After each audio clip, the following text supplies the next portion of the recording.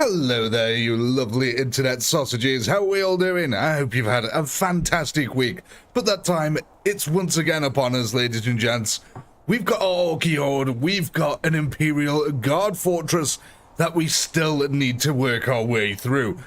So let's go ahead and crack on straight away with our first round here. Now, we did make a couple of changes to our setup last time, which means overall we didn't kill as many of the Imperial Guard defenders as we did before. However, our kill counter did go through the roof last round, so hopefully we're able to repeat that here today. Now, if I remember rightly, we got a bunch of choppers located on this side with a load of Dakar, backing them up. And I think on this side, possibly, was it? Or was it in the center? We've got a load of, oh no. Am I getting mixed up here? Yeah. Oh yeah, that was it. We moved all the ORK boys to the very back. Oh, I completely forgot about that. Yeah, so we moved all the mega knobs way to the back because they were clogging up all the entrances to begin with. So now we've got a load of meat shield that's going to go in, hopefully create a few corpse piles here for us, and help us basically fill out this fort so we can start getting some decent attack angles. Hey everyone. Hey Fig Jam. Hey Ed. And Hobby. Hey Henry. Hey Raz. Hope you're all doing well. Look at that, the fortress is alive. Ammunition is being laid down into the boys. But our lads are storming forward. The Imperial Guard counter charge coming out. Fairly weak at the moment.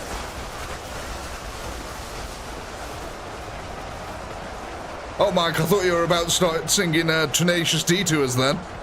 Going down a long and lonesome road. When all of a sudden, there shined a shiny orc. He said, shoot the biggest gun in the world, and you can lead my war. Well, me and Gork, we looked at each other, and we said, Dakar. So we shot the biggest gun that came to our hands, and it just so happened to be the biggest Dakar in the world.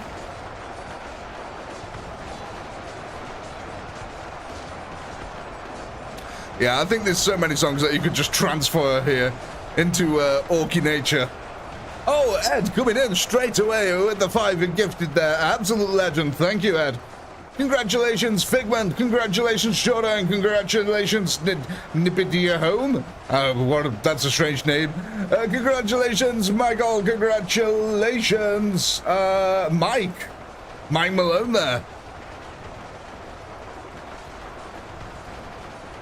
Hey, Sonia.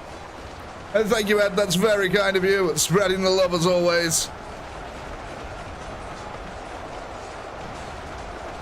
Hey, Darren.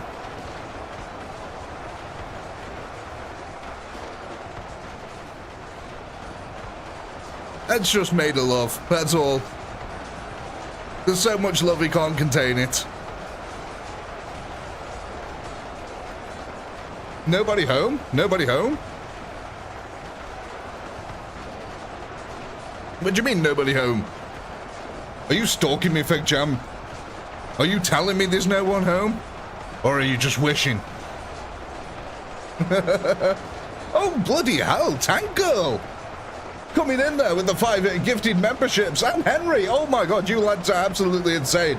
Calm down here. Tank Girl, thank you very much. Coming in with, thank you very much to Striker. Congratulations to Eric. Oh my god, the chat's moving too fast here. Congratulations, Gleason. Congratulations, Based.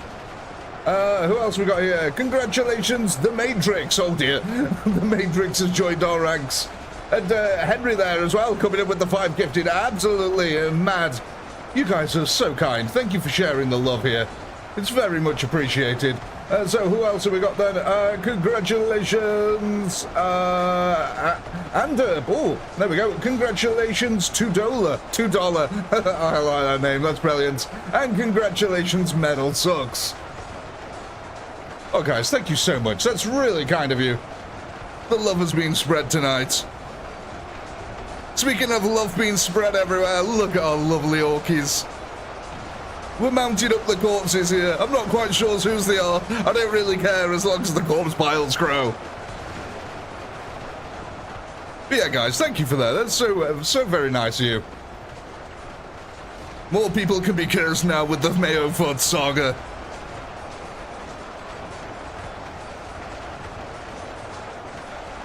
Oh, mates, don't remind me about that. I bloody had a nervous breakdown. Shifty is the king of just making my brain melt, to be honest. He goes too mad.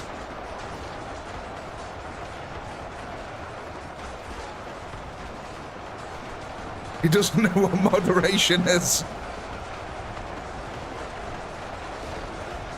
But of course, guys, it's all very much appreciated. I can't thank you enough for supporting the channel.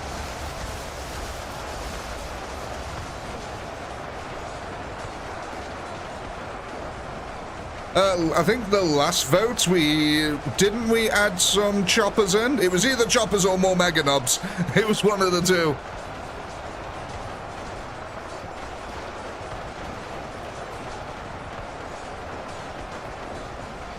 Mr. Sick, you need to join more often. Oh, and Henry as well. Don't forget to like the stream. Thank you, Henry. That's very kind.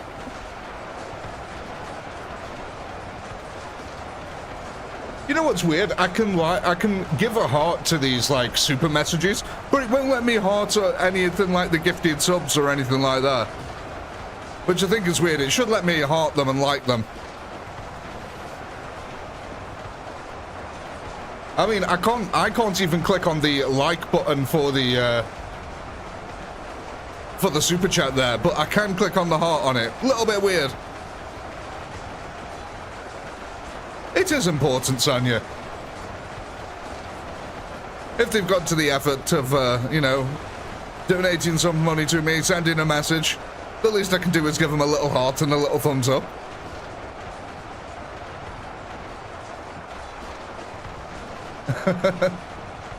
Indeed, Ed, yeah, you can like the stream 3 times to make YouTube think you're 2 people.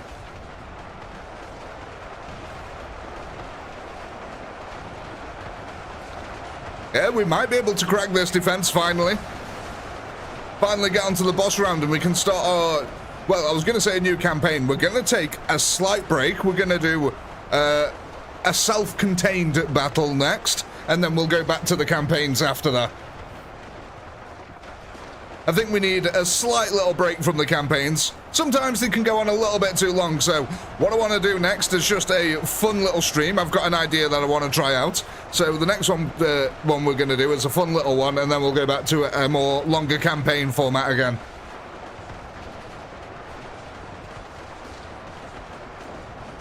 Oh, so my bad, sorry, complete misunderstanding there. I thought it was a bit callous of you to say that it doesn't matter. And Sonia's going in playing hardball tonight.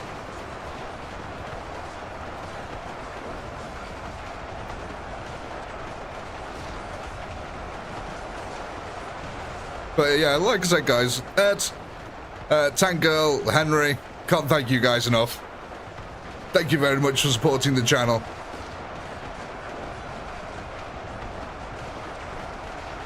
We're making some headway finally now. We're starting to pile up them bodies. This is where we really want to pile up them corpses. You can see the Daka over here has been working overtime and piling up the Imperial corpses. Hey, something funny. Oh, hey, Dave as well.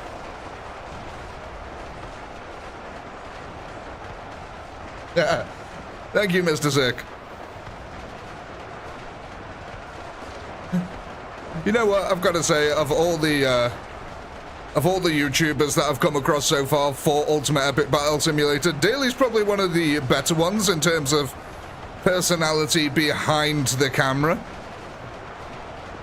The rest of them just seem a bit too afraid. And by that I mean they're terrified of sharing information or mods, because they don't want anyone else to have them.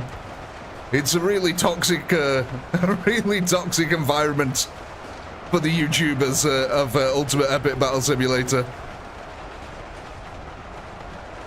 But I don't think Daily just doesn't interact with it at all, so I can respect that.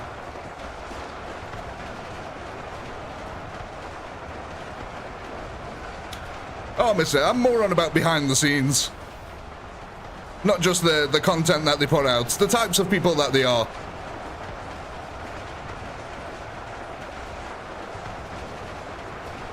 Harpy, joining the ranks of the commissariat. Here's your cap, here's your bolt pistol. Make sure the guardsmen stay in line, please.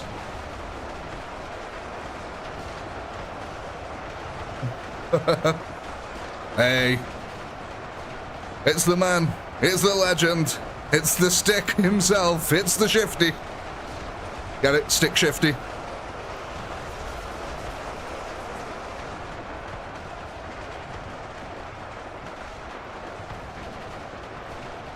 Oh, and Harpy coming in with the 5 gifted memberships as well. Oh, that's... my God. That's so kind. Thank you, Harpy. Who are we going out? Congratulations, guards. Congratulations, Orban.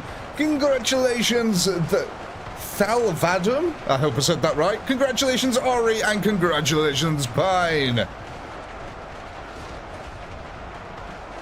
Oh, you guys. Absolute legends tonight. Thank you so much.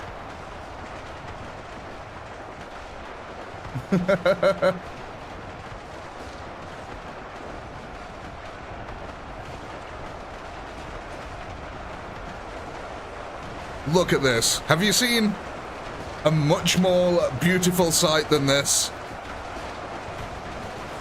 Look at that. I mean, it'd make the Emperor proud. May it foot be with you. Is that like Luke Skywalker if he worked in a burger hall or something like that? And a burger bar? Let the mayo be with you.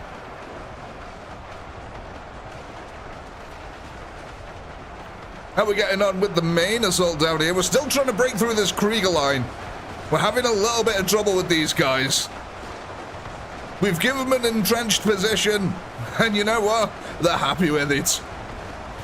We need to keep the pressure up over this side, though.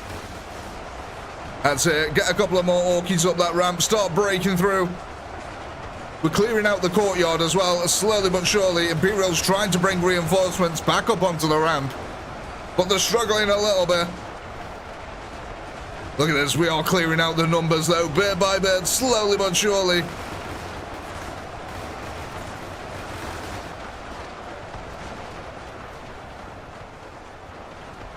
Oh, there we go. Have we broke through the lines? I think we have. We've finally broken through the Imperial lines. We can start spreading our gigantic Orky wang all over the place now. We can rub orc juice up and down the... I'm gonna stop. I'm sorry.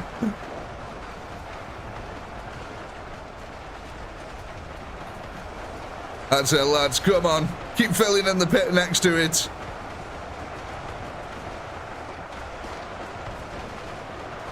Hey, Gary.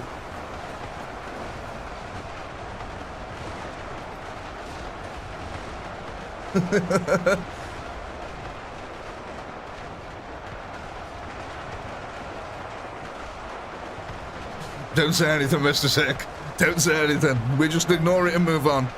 We ignore it and move on.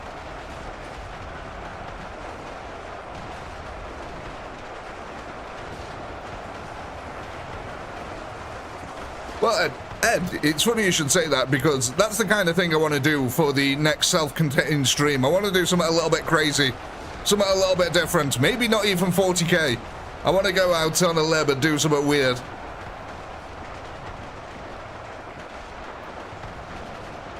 So, like I said, that'll be once we've done the boss round, though.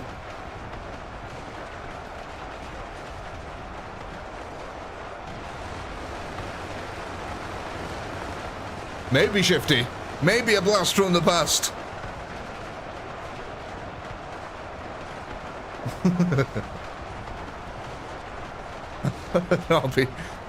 Is that like a Nirvana song? Oh, daddy, where did your mind go last night? I know that song's a cover by Nirvana, but I can't remember who the original artist was. Was it like Iron Belly or something like that? I can't remember. Where did you sleep last night? Who did?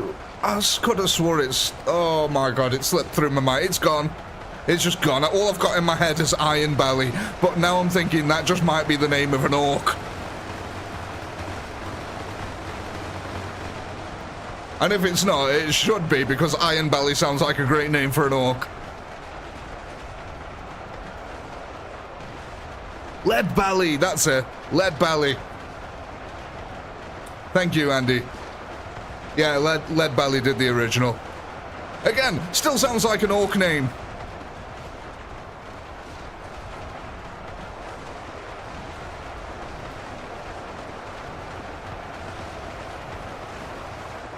How old are you, Harpy?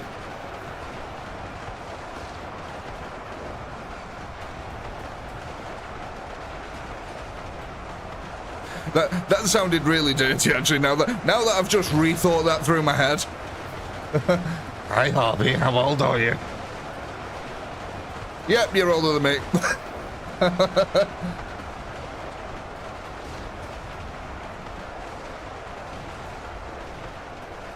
Oh, Mitz, I would, but they take too long. That's a multiple stream thing. I want a self-contained one.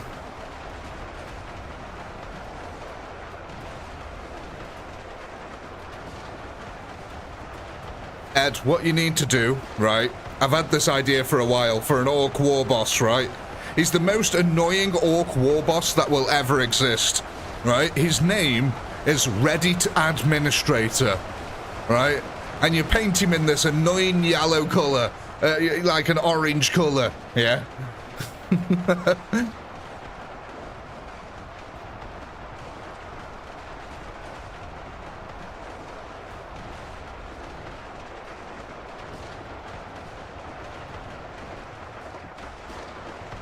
Jesus. TG's. I'm a lot closer to you. I'm closer to you than, not quite, but I'm still quite close to you.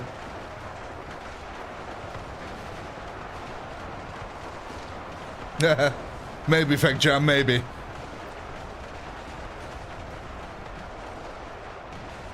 Go on, Ed, you know what you want to. An orc army that's just the Reddit admin team.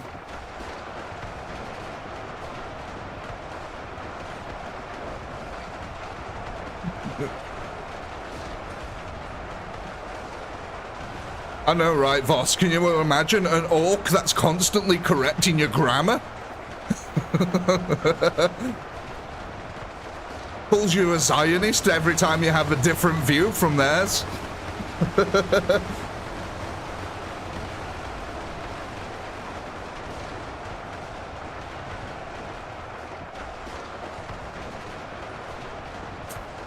Wall boss tax office. No, no, no. Definitely not. I would say that the tax office and the Inquisition have a lot in common.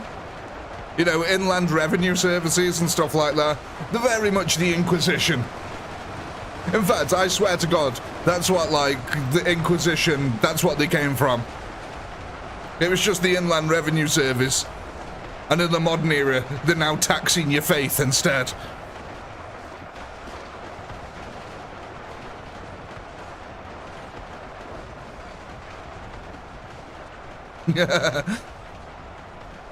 Maybe, Ed, maybe. I don't think there's enough purge units in the game, to be honest. I think there's like 4 of them. Maybe. Actually, yeah, if there's 4, that'll be enough.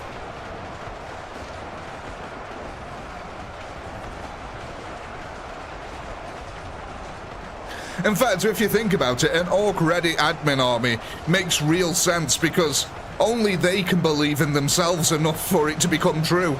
And if they believe in themselves enough, it will become true. It's a perfect analogy for ready admins. The orcs are just ready admins, that's it now.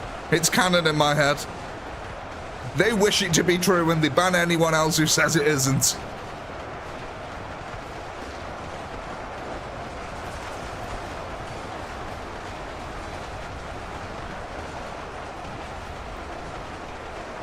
Indeed, Sonia. So, the trade-off that we've noticed here is that we've killed less overall Imperial Guard. However, our kill counter is massively increased than what it was previously. So we've had this trade-off where we're killing less overall Imperial Guardsmen, but we are getting more kills actually accounted for our team. So it's this weird balance that we need to find in between them.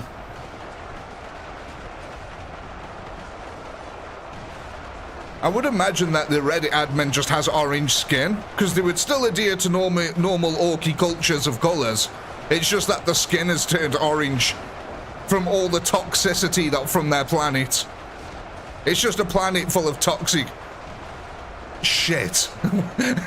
It's an Imperial Guard dumping ground. That's what it is. It's where all the Imperial Guard empty out the latrines, and it's turned all the local orc population a bright fluorescent orange, right? And all the orcs believe in themselves so much that whatever they say becomes true, just because they kill anyone else who doesn't agree with them. Like I said, the analogy of orcs and admins of Reddit just works so well. It's perfect. It's now canon in my head.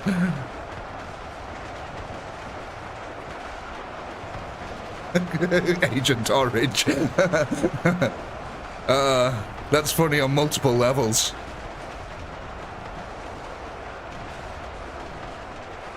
Have some of your units frozen in place. Where are we looking, Mitts? I don't think we've got any frozen units.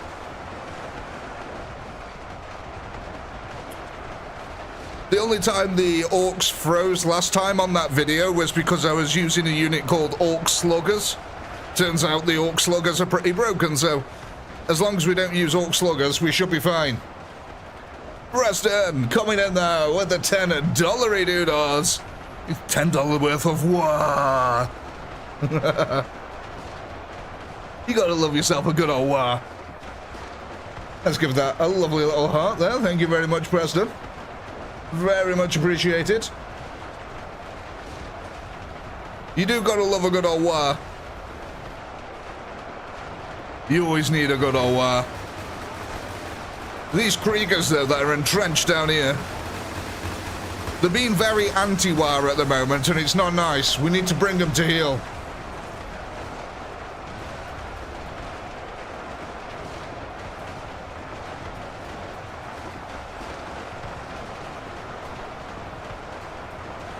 Okay, Mike, that just seems very straightforward, that one. Well, has someone broken Mike? Someone needs to reboot Mike. Unplug him, plug him back in. Mike, the joke bot, is broken.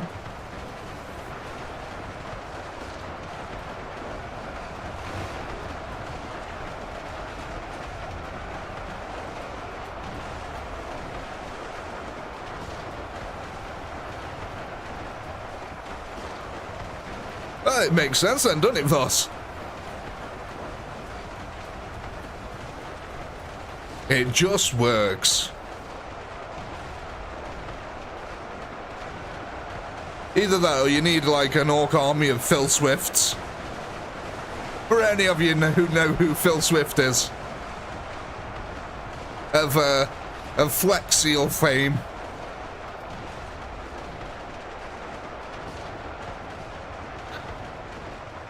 Just an army of Phil Swifts.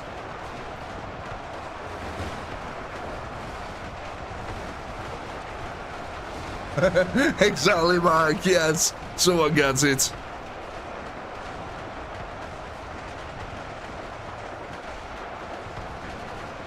To prove the strength of Flexiel, I've just sawed this boat in half. Takes a chainsaw to a bucket.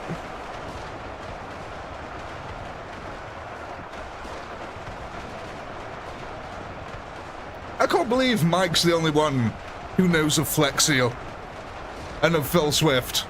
I'm a little bit upset about that.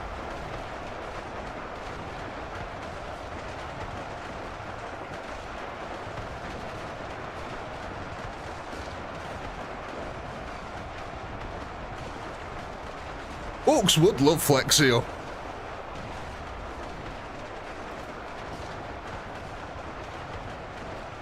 Man, imagine the amount of things the orcs could actually do with that stuff.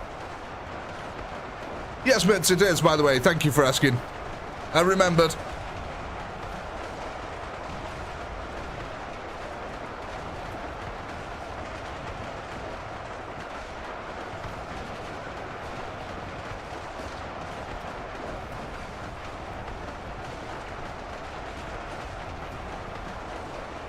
If the orcs used it, they'd only need one can.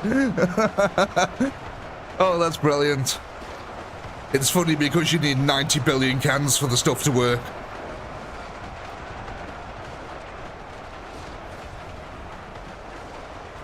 No, but if you've never seen Flex Seal, go check out a YouTuber called JonTron. He did a whole video on it. It's just absolutely funny. The guy behind it is an absolute nutter, and he just saws and blows things up so he can fix them with his Flex Seal.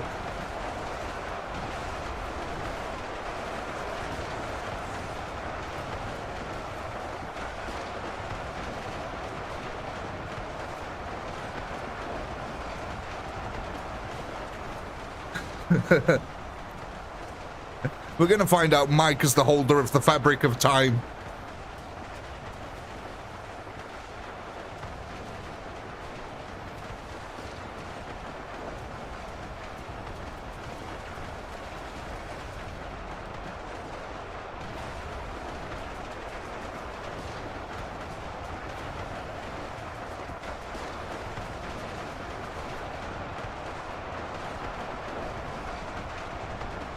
Flex tape and Flex Seal are the same things.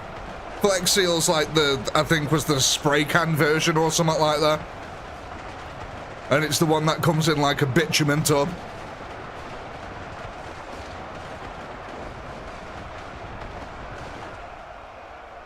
Oh, brilliant, Mike. What colour is the wind? Blue. As in it blows. And with that, ladies and gentlemen, there is your poll. Go ahead, vote. What orkies are we going to be adding to our war? What's going to help us conquer the Imperial Guard fortress here? So, we got 137,000 kills, 641.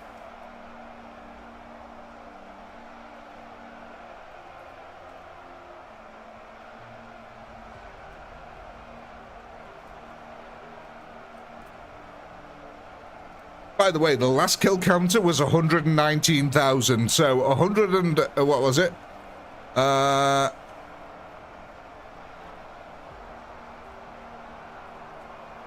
What did we get there? 137,000, so yeah, nice little increase there.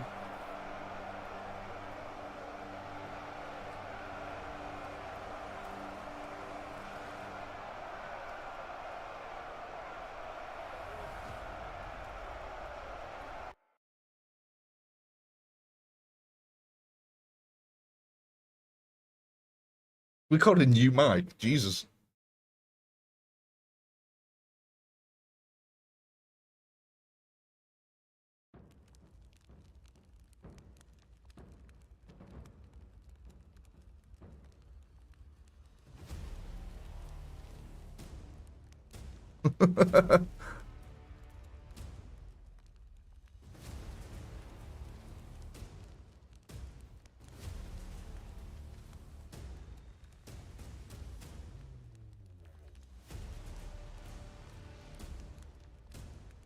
Right then, ladies and gents, what are we thinking here?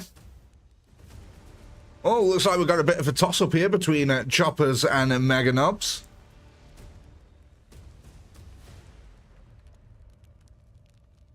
Let's go then. Let's see, what was it? I think mega knobs won that one. Yes, they did.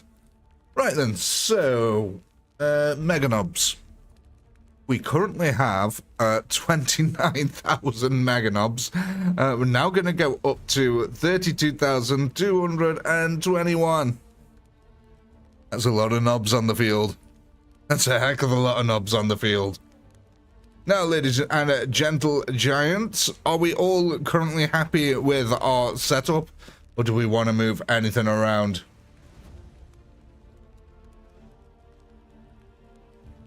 Move the knobs back a bit? Yeah, we can if everyone's happy with that.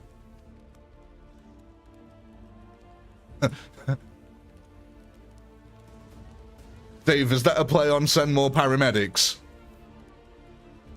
If so, I haven't seen that film since I was like 16.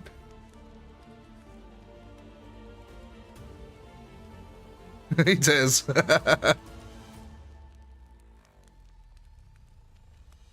can't even... What was the film called? Send more paramedics. It was the zombie, wasn't it? He was chewing on the ambulance guy and he gets on the radio and the zombie says, send more paramedics. What was the film? Oh!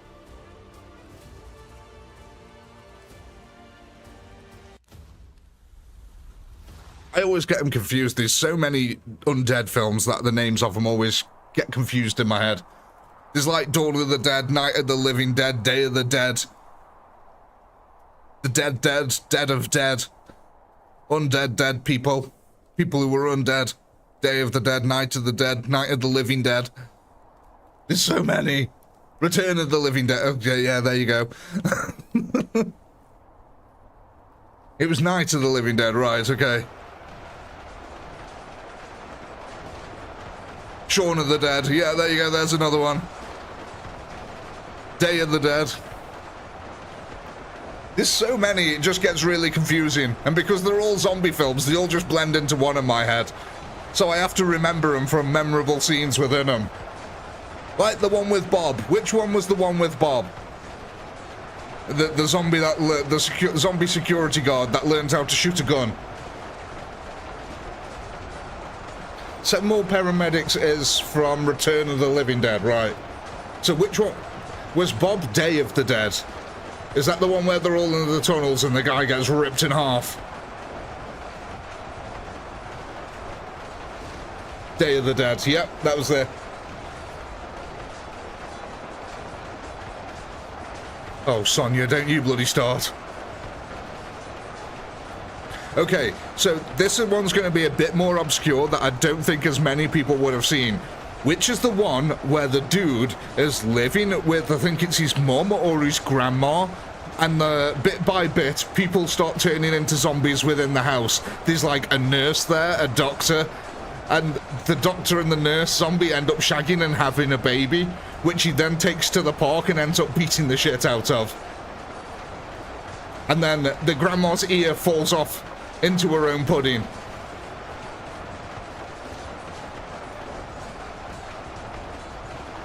Dead Alive, is that what that one was called? Jesus. You know what, I think we found our guy who likes zombie films here. Dead Alive. God.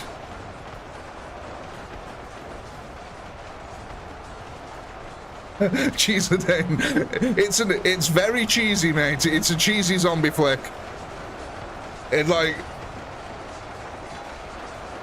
not... It's so bad that it's good kind of film. Like I said, two zombies end up shagging and having a zombie baby in it, which he puts in a duffel bag, and because the baby starts crying at the park, he starts punching the bag and swings it at posts and stuff like that. Warm Bodies. I actually quite like that, yeah. It was a different kind of zombie film. I wouldn't normally say that I like a romantic zombie film. But yeah, that was actually kind of good.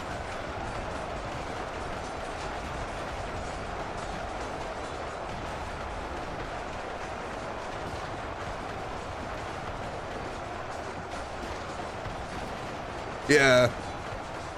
See, I quite like zombie films. I couldn't tell you what they're called, but I do remember them. Cockneys versus zombies, that was funny. I did like that. It's an Abercrombie. Abercrombie zombie. Fido. Yes, I've seen Fido. That's the one where zombies are, and they have controls on them, so they become a workforce, don't they?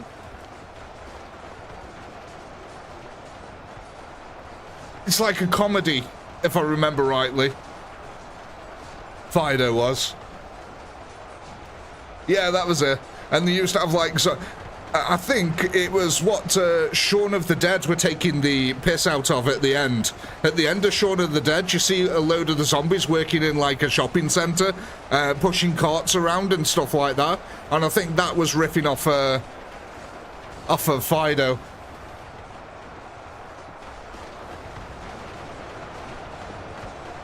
Automation transfusion. Now that sounds familiar. Again, I couldn't tell you. I don't know why, just zombie films. I can't tell you the names of them. Unless they're more recent, like World War Z or something like that, where they just stand out, but...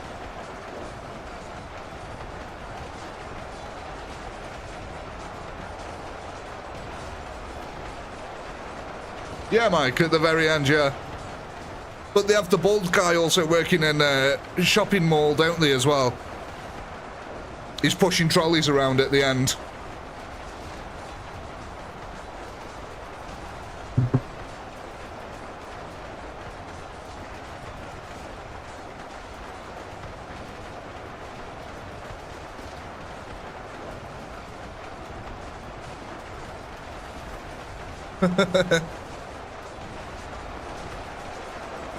Oh no, Sonia, the ear wasn't in it when it was served.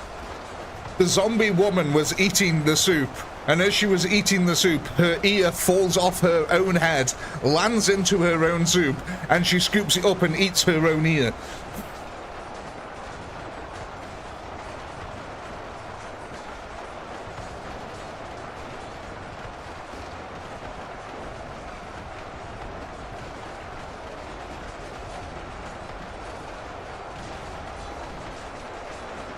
But yeah, I do like me some zombie films. I think they're absolutely brilliant. 90% of them are stupid as hell, but I think that's what I like about them. Yeah, I don't get the same vibe from vampires most of the time. I don't like vampires. I don't like vampire movies. I don't know why. It's just I don't connect with it. I always found them a little bit boring, to be honest.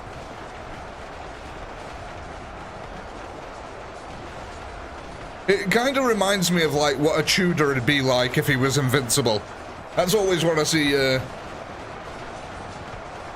Always want to see vampires like. Ha ha, Shifty. Ha ha. My God, man. Oh, this chat. There's so many bad jokes here.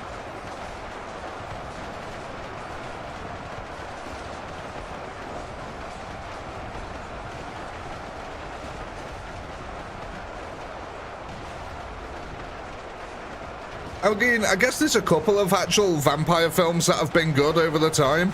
Like Blade, for instance. You know, that's kind of an obvious one. Blade was an amazing film.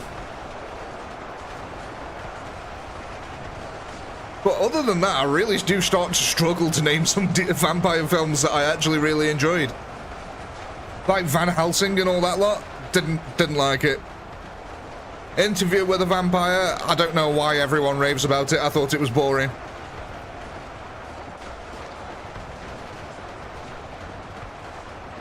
I mean, it has its moments, but overall it's just, yeah. It's basically what I'd expect of a vampire.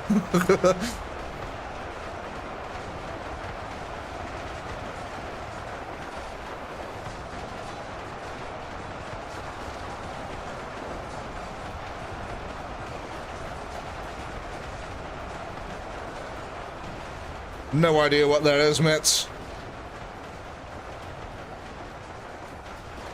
I'm sorry.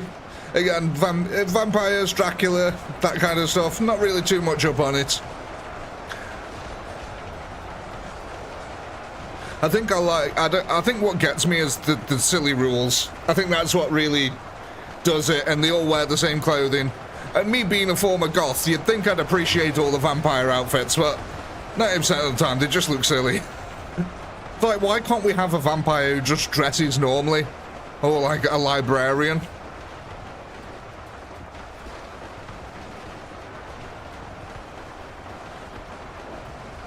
What was that one that Korn did a music, the music for? You see, we cannot be forsaken because I'm not the only one. Oh my god. Was it called like... Oh my god. Oh, it was like a really old film, like 2000s, I think. That's the one, Ed. Queen of the Damned. Thank you. Underworld. That was another one that I couldn't stand, you know, John. I watched Underworld and I just thought, well, this is shit. Queen of the Damned, I watched that once and I thought, it's okay. Not my cup of tea.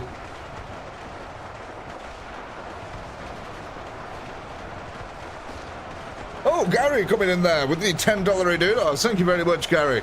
Booking another trip to Swindon in August. What other pubs should I go to? Went to the Harvey and I think it was called the Queen's Tap. You know what? I don't actually know of many pubs in Swindon. Is that where the World End took place, by any chance? It'd be awesome if that's where the World's End took place. I can't remember where the World's End was set. Dog Soldiers.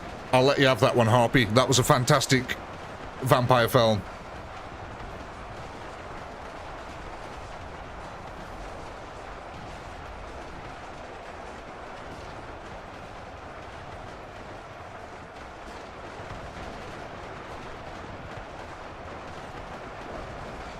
But yeah, Dog Soldiers was real good.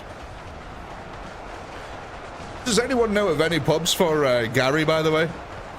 You see, Gary, unfortunately, you've asked me, and I'm not a drinker of alcohol or a person who leaves the house, so I don't go to pubs.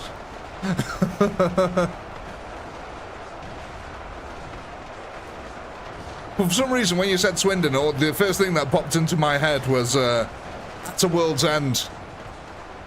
Is it the part of the Cornetto trilogy?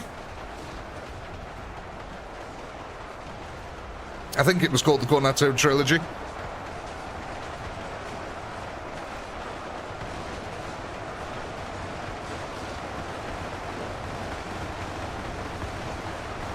Dusk Till Dawn, okay, I'll give you that one. That was a good vampire movie as well. Okay, so we've got 3 vampire movies so far that I think were good. We've got Blade, because I don't think Blade 2 was good. I didn't like that. So yeah, Blade, Dog Soldiers, and what's it? What Mitch just said, From Dusk Till Dawn. They're the only ones I can really think of now that were actually decent vampire movies. Zombie movies I could list hundreds of, but I think I'm just more into zombies than I am vampires, frankly. And I think it's because I like the idea that they're just dumb, unthinking, and it's just the sheer horde nature of it, and, you know, it's like it's the saying by the police, you know, a burglar, was it, a criminal's got to get lucky 100% of the time, we've only got to get lucky once. It's the same with the zombie apocalypse, isn't it, really? You can invade a zombie 1,000 times, but the zombie only needs to get lucky once. Dog Soldiers is werewolves, not vampires? Oh, that'd explain why it was a good film. Okay, so there's only 2 vampire films then that I like. Blade and From Dusk Till Dawn.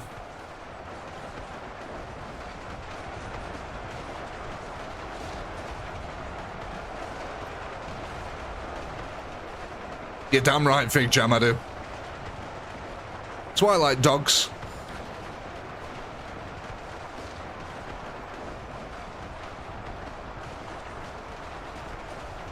Lost Boys, Lost Boys. No. Is that the one with superheroes by any chance? Oh, yeah, I've already seen Cradle of Fear. I've seen Danny Filth eating cat guts, don't worry.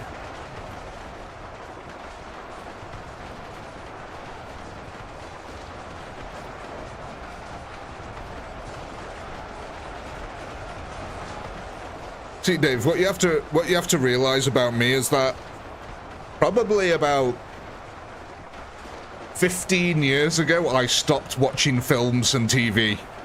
Like, I don't own a TV. Like, I don't watch TV. I don't watch TV programs. I just don't watch TV, period. Like, these things on TV that really interest me and that I would watch, and I never do. Like the Fallout series. I really love the Fallout games, love the Fallout lore, and I would have loved that. I'd like to sit down and watch Fallout. But I sit there for 5 minutes and I get bored. Because I'm like, I could just be playing the game and it's more interactive. And I think video games have basically spoilt TV media to me, because there's no interactivity with TV media, whereas with a video game, that's why I've never found movies scary.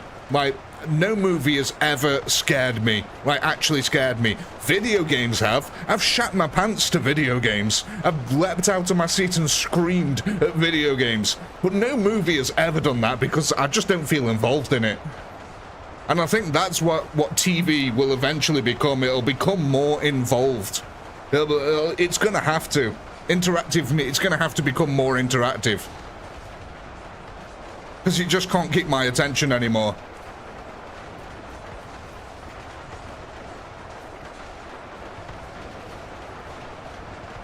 Hey, Ross.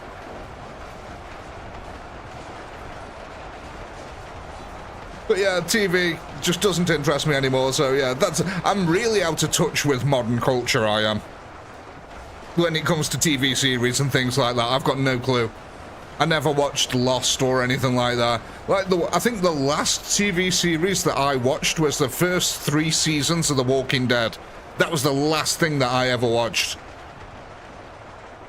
Oh no, tell a lie. The other thing that I've watched was the Grand Tour and their specials. Because how can you not watch the Grand Tour and all its specials? Because they're just funny as hell.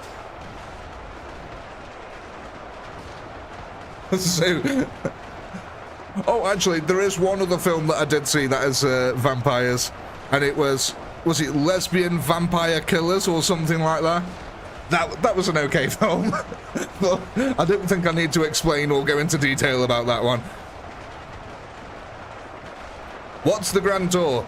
It's Top Gear, Jeremy Clarkson, James May and Richard Hammond going around the world and doing silly things.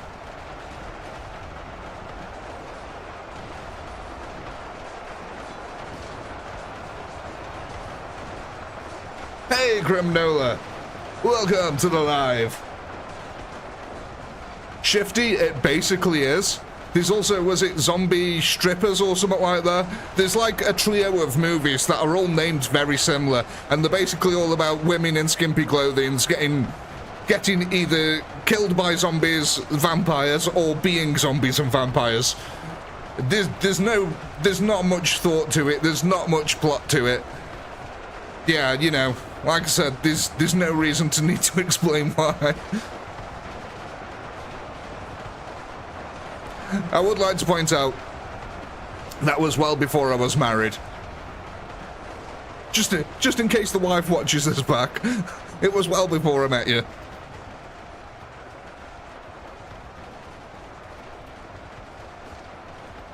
Zombie film with Danny Dyer. Yeah, that was Cockney Zombies, wasn't it? I believe that was Cockney Zombies.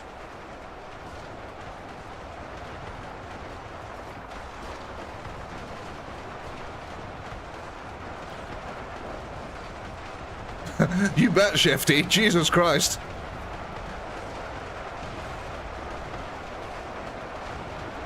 Evil Aliens? No, but it does sound familiar, though.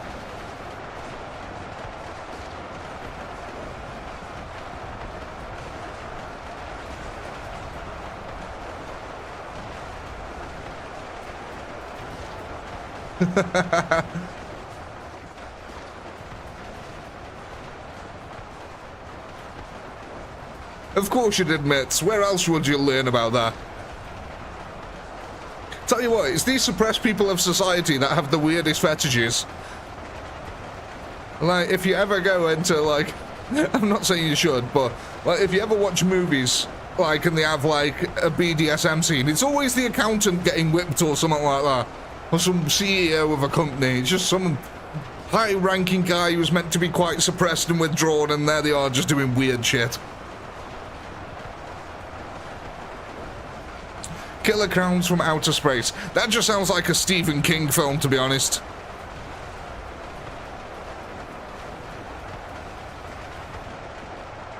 And it's still hard to believe that...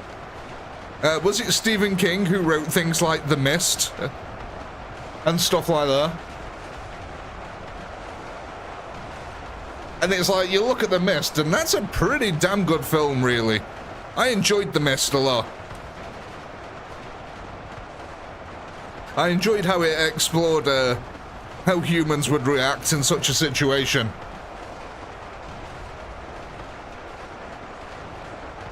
Because they're all typically believable archetypes as well in that movie. I think that's why I liked it.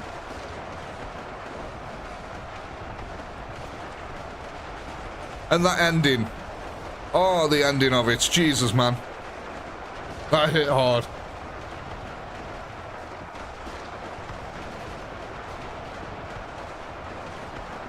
Oh, Jesus, Fig Jam. No, I don't...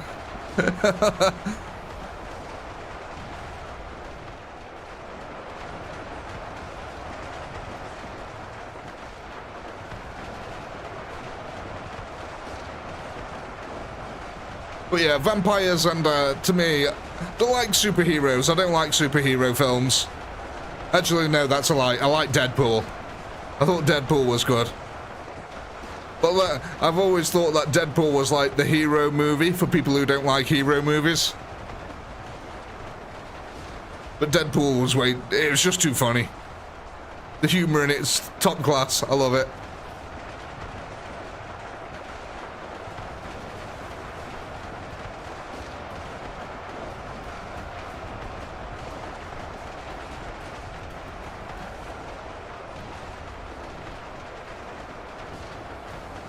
So, how are we getting on here? Well, look at this. We've actually got the enemy down to 80,000 troops remaining here, which is pretty decent going.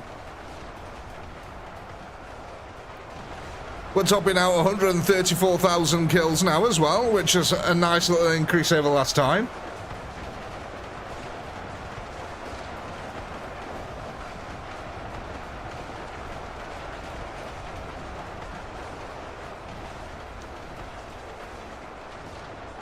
Oh, I wouldn't know about that, Mitz.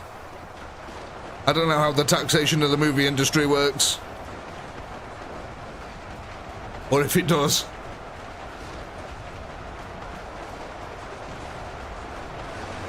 Oh, look at this. We're finally starting to dislodge the deathcore from here. My God, it's taken us a while, but we're doing it. We've got so many mega nobs now coming in these back lines.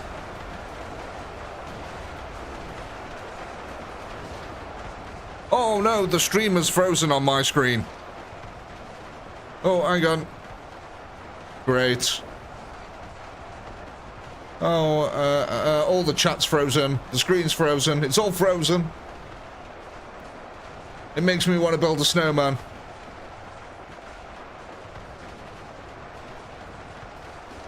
Right. No, it's just it's a little bug that can happen in the background here. Right, I'm gonna try refreshing my window here, so if we get disconnected, I'm sorry, but we shouldn't do. But I'm gonna try it.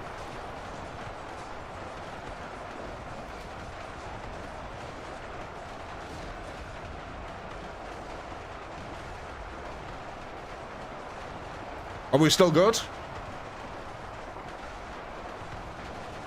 Are we still live, blithe, and wearing ties?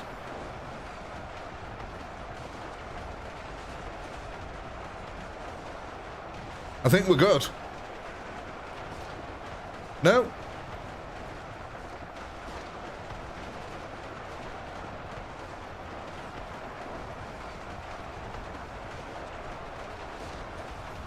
Okay, okay. Good, we're good. Awesome. Excellent. Right. There we go. I've got all my screen back now. It's all unfrozen. Awesome stuff. Woo. Okay, so it's nice to know that I can refresh the YouTube screen without losing connection.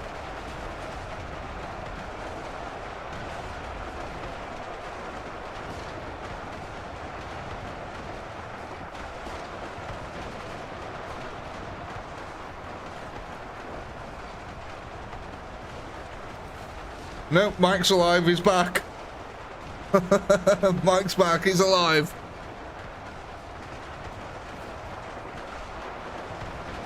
Hey, David. Hey, Mike there, member of for 19 months in the Guard. 19 months in the Guard. That is some time served there.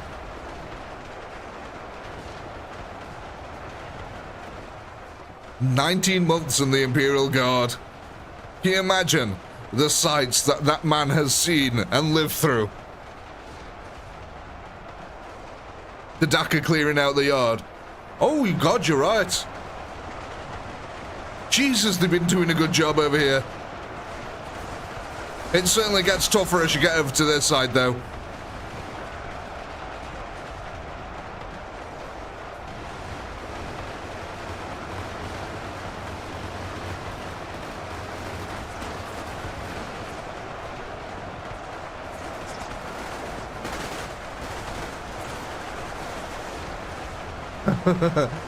I'm sure it does, Ed. My war is better than yours. You're damn right. It's better than yours. Hey, Stephen there, coming in with the 5 gifted subs. Thank you so very much, Stephen. That's very kind of you. Oh, is it going to give any out? Oh, here we go. They're coming through now, slowly but surely. There we go. God, is that just me, or did that get really slow? Congratulations to Addy. Congratulations, AA. Congratulations, Adapters. Congratulations, Mighty Trusco? Truskstar. Congratulations to Bam. Thank you, Stephen. That was very kind of you. Thank you for supporting the channel. It means a lot to us.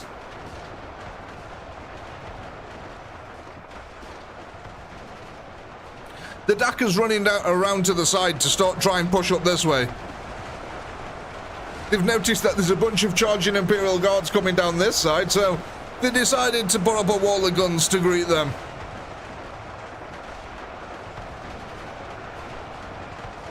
Darren there, flipping out, another member for 18 months on the Guard line here. I love this so much, Mickey. I'm glad you do, Darren. Thank you very much. Good luck out there on the front lines, surviving for 18 months. And Shifty as well, coming in with the 10 Australian dollary doodles there. Quick pray to the machine gods. The machine is my temple, each one a sacred shrine. I name each piston blessed, and every gear divine. Oh, bloody hell, Ed. Jesus Christ. Thank you, Shifty. That's very much appreciated. Thank you for blessing my divine computer there. I'm sure it will appreciate your cogitations. But yeah, flipping out. Ed, coming in with the 10 gifted. Absolute mad. So yeah, congratulations to David. Congratulations, Alice. Congratulations, Frogs. Congratulations, Gigabread. Oh, I love that name, Gigabread. Oh, I could eat some bread now. Congratulations, Golden Bead. Congratulations, Outer Exodus. Congratulations, Captain Firespitter. Congratulations, Julius Waxman. Congratulations, Waxman. Congratulations, Irate Prague. Thank you so much. Again, spreading the love. I can't complain about it at all, man. It's such a nice thing of you to do that. To all of you who donate anything, it is just so much appreciated. I really can't put it into words, man.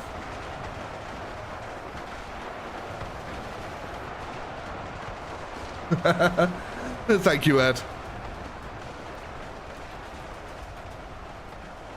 The Blockbuster Mayo Foot. I feel like I need to turn it into a full-length feature film now. From the man that brought you Mayo Foot.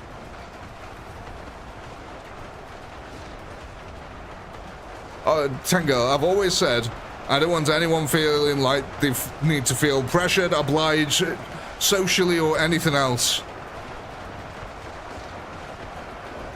It's not about that. It is, like I said, I do this because I enjoy it. I enjoy coming in here, putting all this together and having some weird conversations with you guys about random things. That's what I enjoy doing, so don't feel bad. Even if you're just one of the people who are out there lurking, you're still appreciated.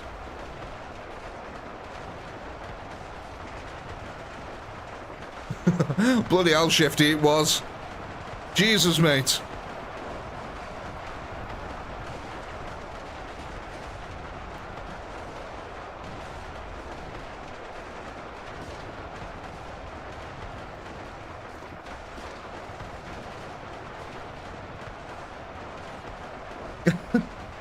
Perfectly understandable, something funny. Like I said, it's never been a necessity, and that's why it's so much appreciated. But, ladies and gentlemen, we have to point this out. There is 55,000 enemies remaining on the field. We've killed 155,000. We are rocking it. I've got a feeling that we're actually going to get this done tonight. We've got an hour left, so let's quickly hit that poll. Oh, no, but before we hit that poll, very quickly, Harpy here, coming in with 5 gifted. Absolute mad lad. Congratulations, sister. Congratulations, Gremwrath Gaming. Congratulations, Andrew. Congratulations, Jess. Congratulations, Rob.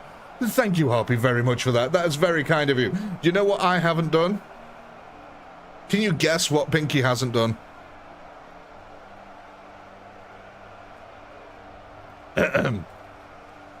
Just bear with me 1 second here. Shush up, shush up, shush up. Pinky doesn't forget, he's like a wizard, he just means to be stylishly late. That's all that's happening here. Stylishly late. There we go. There's the poll, ladies and gentlemen. Go ahead, vote. What orcs are we going to be adding to our war here? Now, we've got 97 people here, so let me just explain quickly what's going on. What we do here is the total cost is divided by the total amount of kills we get, and that's how many units you get. So, if you vote here for Meganob's instance, and the cost is 45, that means it costs 45 kills per 1 Meganob. So, we'll take your total kills for the round, which is 155,000, divide that by the 45, and that's how many Meganobs you'll get for your next attack. So, that's just a quick up-to-date speed here for those helping, for wondering what the heck's going on. It's sort of like a tower defense slash roguelite. I've turned Ultimate Epic Battle Simulator into a tower defense roguelite stream thing. So, we got 155,032 kills there. Let me take a note of that.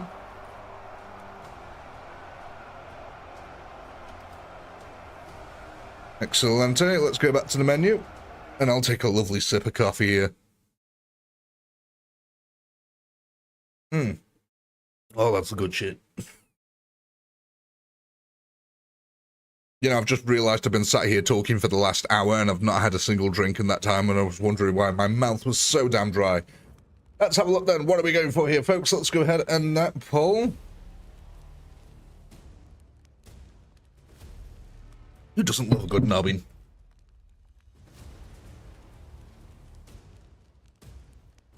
Oh, thank you, Jordan. That's very kind of you. You and me both, Harpy.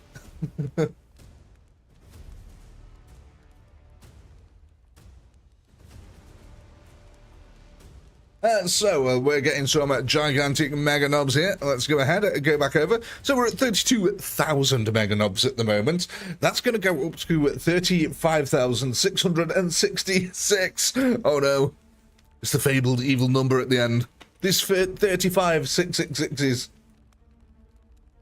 In fact, I think we've got more Meganobs. The only other unit that we outnumbers are Meganobs now are the bloody choppers. And there's 89,000 of them. So the knobs are slowly catching up with how many choppers there are. Right, let me get the poll ready for the next round. I'm going to do that now, so I don't forget.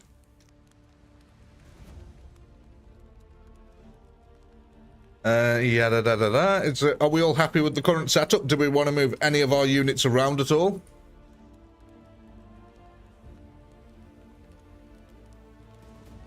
Are we starting a war?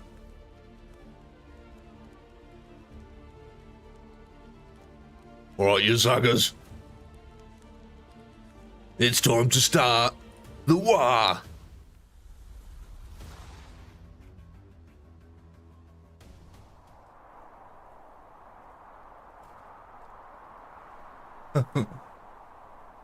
Yep, you got 666. Well, you know what they say. If you 555.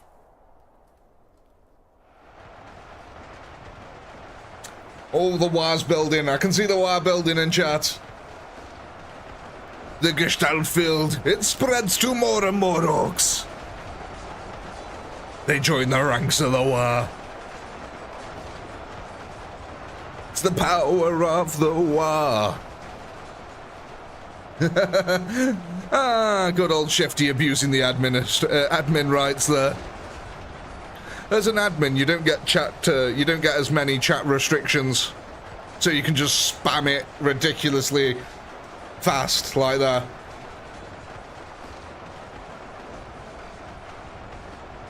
But Shifty shouldn't do that because it conflates the results. It's fake results if all the mods spam it.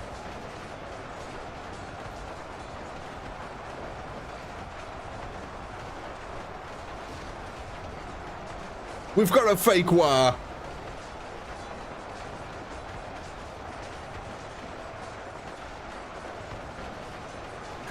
It's artificial inflation by the mods. I mean, he went straight up to 139 as soon as the mod started spamming, just instantly. 139 wars a minute, instantly.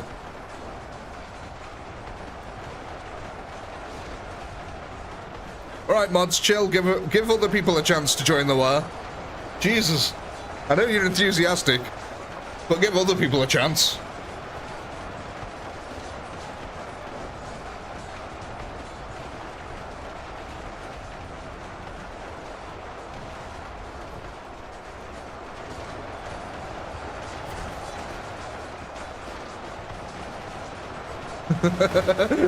I like how all the mods just instantly go silent.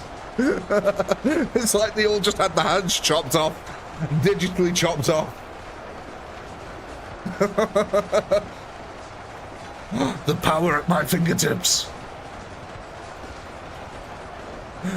On my command, unleash mods.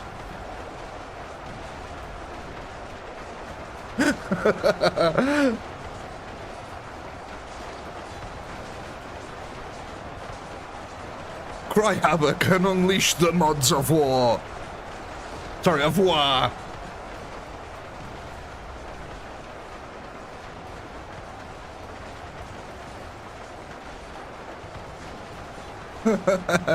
Oh, it's war and peace.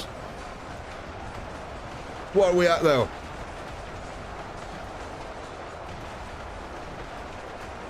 We got up to 166 wars a minute.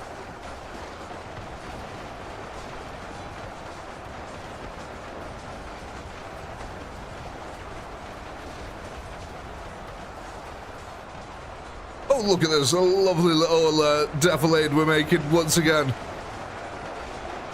I like how it just always turns into this little semicircle as we start breaching our way in. It looks very pretty.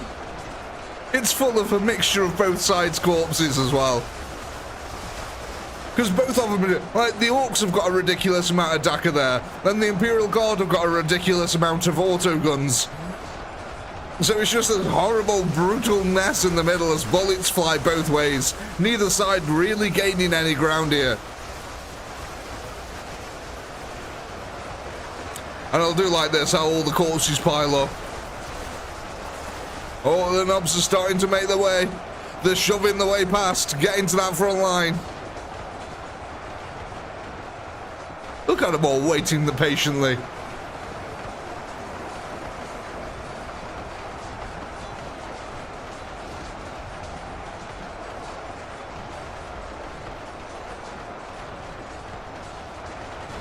Look at all the Storm Boys going here. To be fair, these Storm Boys have got a hell of a challenge because this is a Krieg regiment over here.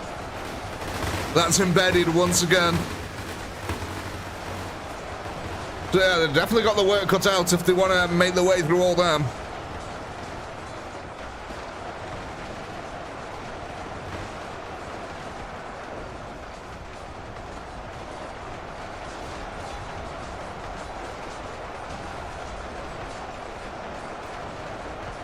Oh God, look at that. The bodies are piling up. They're flinging themselves over the top. That's what I like to see. Good old corpse wall. Still got progress to make here, though. That's it, lads. Keep laying down that Daka. Keep building up the Imperial Guard bodies here. Oh, God, look at them all.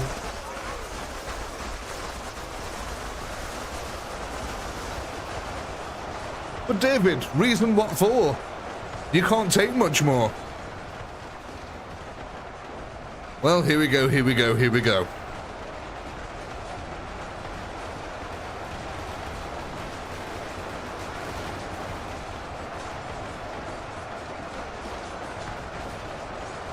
I saw that ad in the background. Were you on about the one that jumped off here? It was just like, yeet, jumped right off. Oh, look at this. We've got another charge coming in.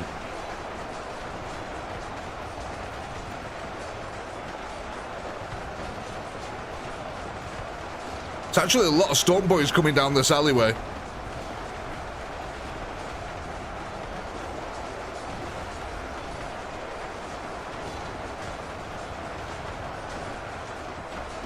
Thank you, Harpy.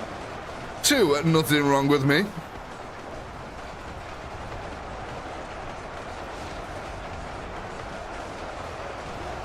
Hey, it's starting.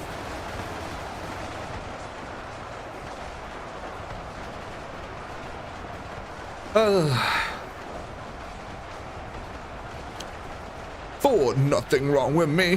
1, something's got to give. 2, something's got to give.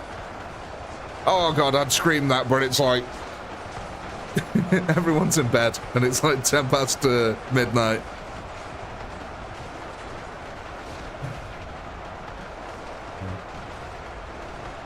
Let the bodies hit the floor. Let the bodies hit the floor. Let the bodies hit the floor. Oh, God, I wish I could be louder.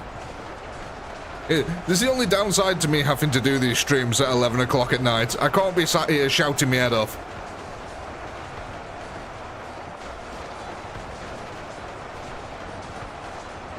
Shut up, Ed. That's not right. Sorry. Totally disagree with you there. Sinner was an amazing song. You look at me, but you don't see. Understand I'm a sinner. You're a sinner too. Amazing song that was. And then he went and died.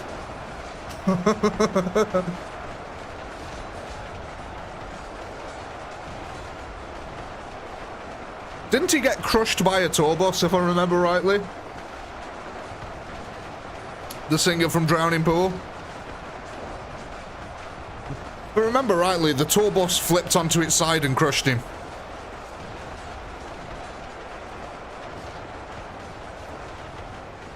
Or I might be thinking of someone else, but I'm pretty sure it was him.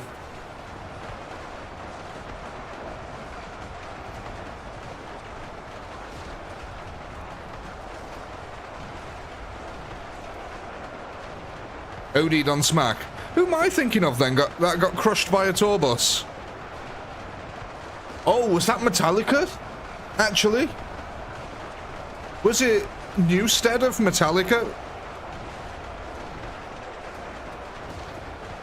Yeah, that Cliff Burton, sorry, Newstead. Jesus Christ, yeah. Cliff Burton of Metallica, yeah.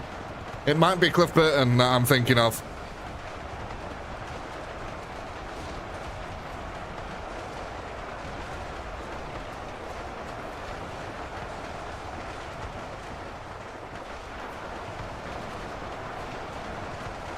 I'm pretty sure it was someone like that.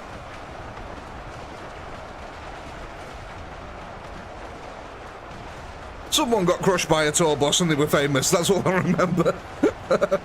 And they're one of the big bands as well. It was like something like Metallica or something like that. Or as I used to call them when I was younger, Metal Liquor.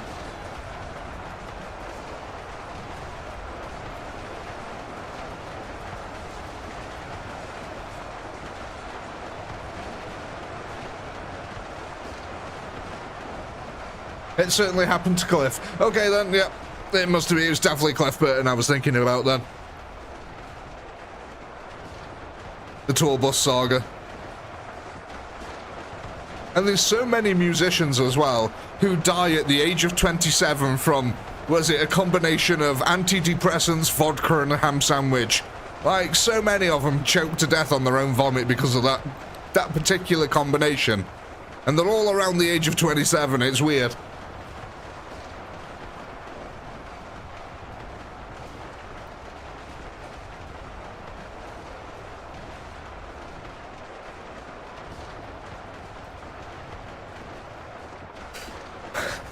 You're right there, Ed. He certainly did.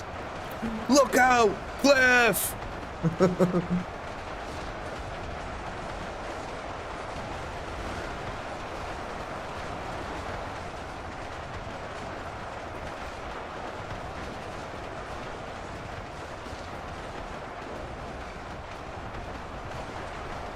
It's like when I first heard the name Megadeth, my friend didn't quite say it right, and it was Megadeth. So I thought it was like, you know, it was so loud that you lose your hearing. No, just turns out it's a lot of people dying. Megadeth. But I think Megadeth was sounded better.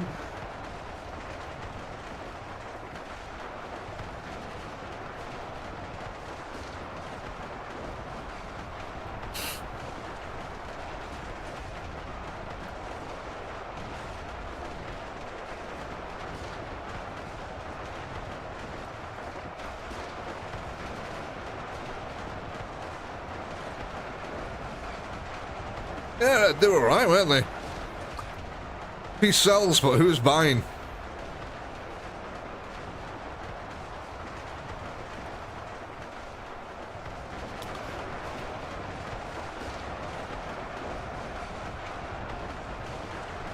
I also find it always a little bit strange how everyone who seems to be into Warhammer sort of naturally gravitates towards the more rock and roll side of music.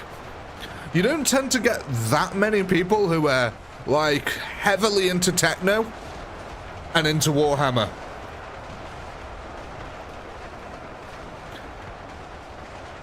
I guess the grimdark future doesn't, you know, really translate well into techno music.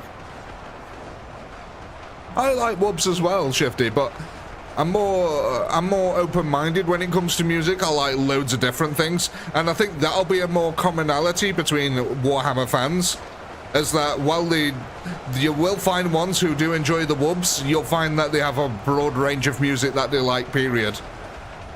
It won't just... What I'm talking about is like how you get a goth as someone who really likes metal.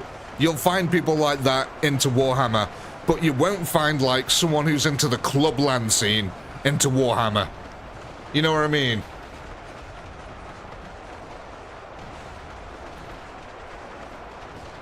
Like, the kind of people who are like, reach for the lasers, safe as fuck. You know, I can't see them sort of being in the Warhammer scene. They probably do exist, but I imagine that they're few and far between. Yeah, Shifty, that's what I mean. The people who will be into electronic music will also be into varied types of other music. They'll enjoy metal, they'll enjoy rock, they'll enjoy rap.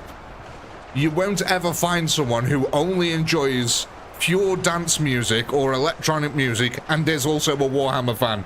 And if you do, they are so few and far between, it's unbelievable. I was just saying that it's an interesting correlation between people who like rock music and who like Warhammer. If you like rock music and dance music, there's a good chance you could like Warhammer. But if you only like dance music, it doesn't... I've not found many people who only like dance music and are into Warhammer. It just doesn't seem to be a crossover that happens.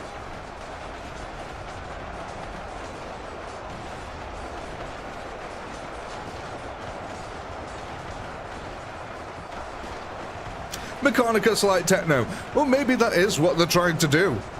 You know, maybe Games Workshop are trying to tap into different markets like that.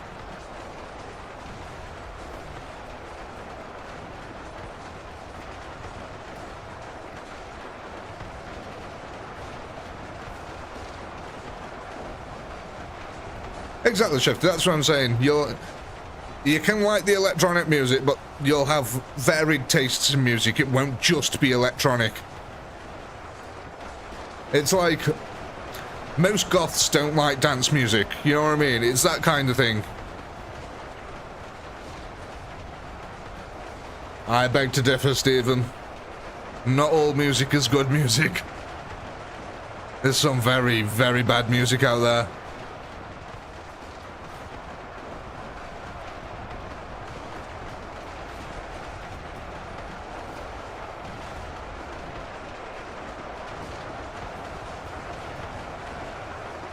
Of course, anyone can dance shifty.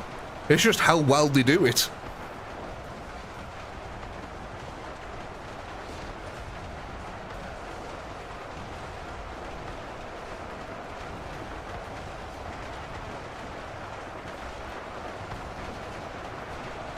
I haven't even heard of Deep House, Dave. Is that a genre of music or the name of a band? And I've had to guess, it sounds like jazz, if I'm honest.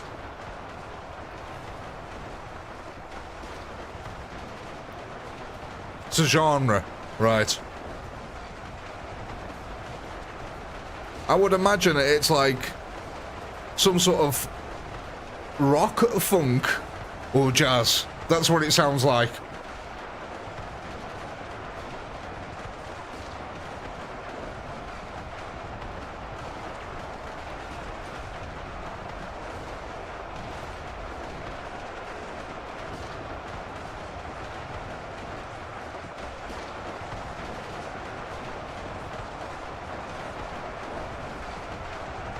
Oh, Jesus, Mike.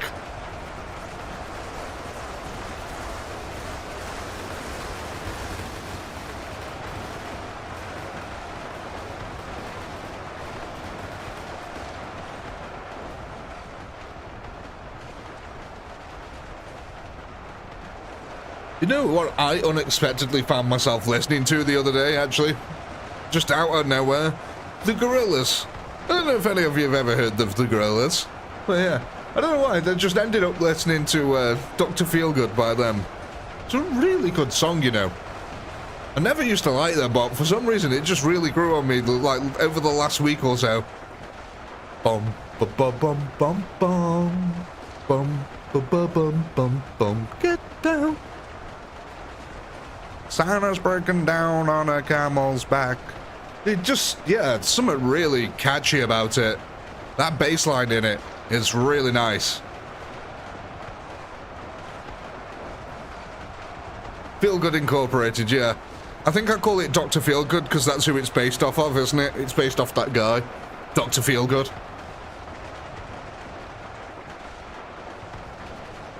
Yeah, Gorillaz was just a, like, yeah, from back in my school days, it was a band that just completely passed me by.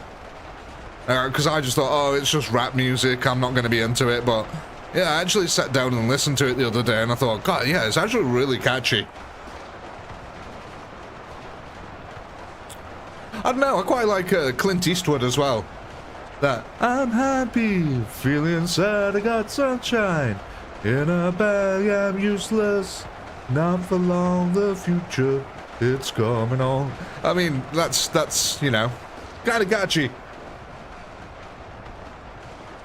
I've no idea. Is it the guy from Blur? Is it? What? Oh, what was it? That song they did. Song 2, was it called? I had my head shaved when I was young. Yeah, I think that was Blur, wasn't it? Song 2.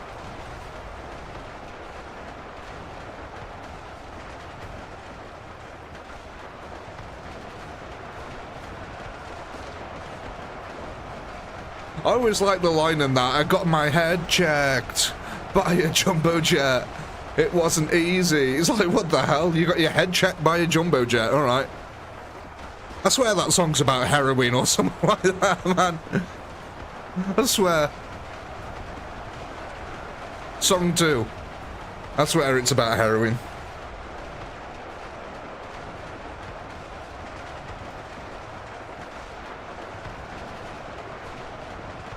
Hot Life.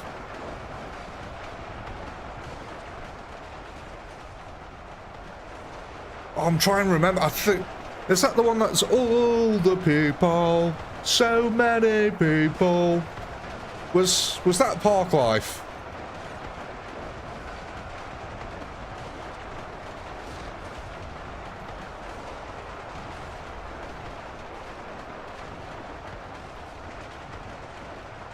God, man, we're having a right blast from the past here this evening, aren't we? Speaking about old school movies, all these old school songs. Back when I were a kid, back when I were young. Love it. Absolutely love it.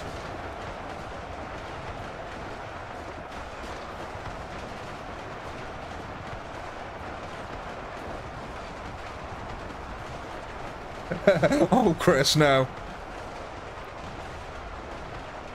Oh, God.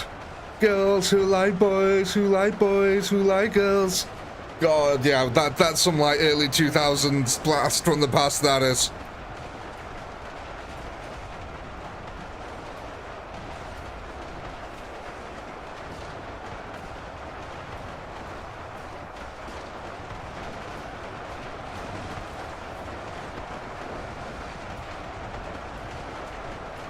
I must say, I like a lot of the like 90s and 2000s. There's a lot of cheesy crap about there, but there's also some real good songs from that period.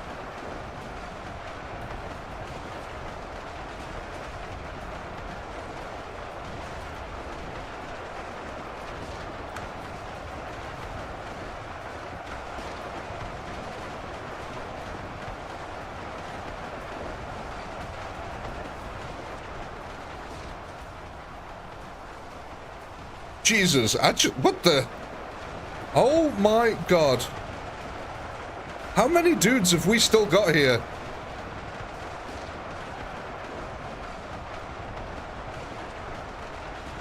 There's loads still trying to shuffle the way in.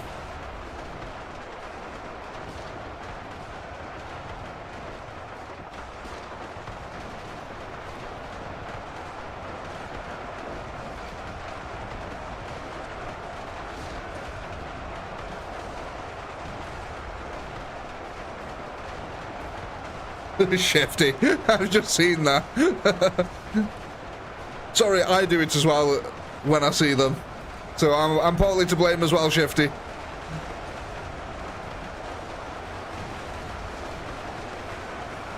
It's the mod's life for me.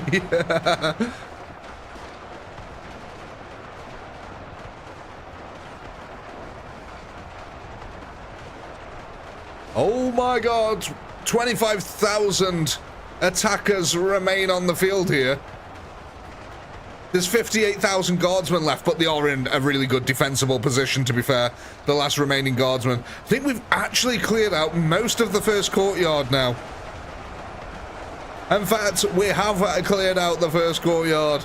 There's just a couple of guys left down here now. Check on the autocannons. I think the autocannons got dakkered out.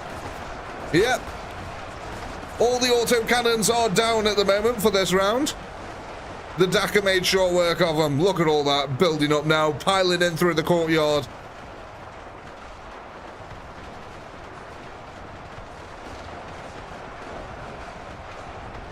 I don't know, Shifty. Quick draw with us lot. We did that, remember? We played that, what was that game on Discord that we were all playing that time? Where you had to draw things.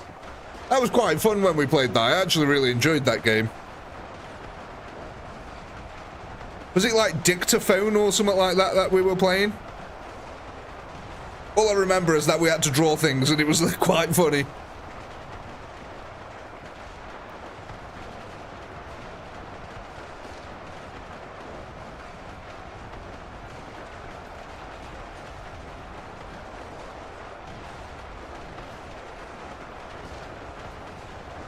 Yeah, I enjoy party. Do you call them party or parlor games? I'm not quite sure. I think I'd be inclined to call it a parlor game. Oh, look at this. Ladies and gentlemen, look at this. We actually finally broke into the courtyard on this side.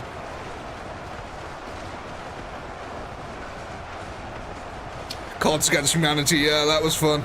I enjoyed that.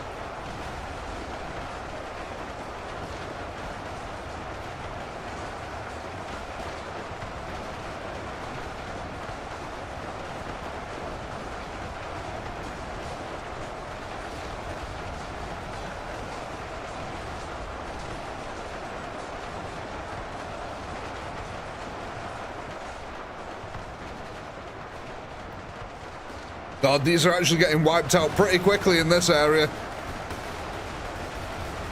Oh, we're just running out of reinforcements, though. We cleared out pretty much all of this wall. I say all of it, pretty much all of it. We didn't clear out pretty much all of it. We cleared out about half of it.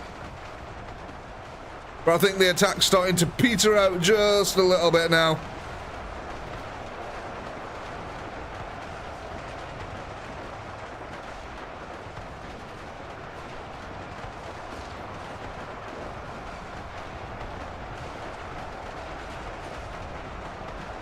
Jesus, Harpy. Oh, ladies and gentlemen, for the first time ever,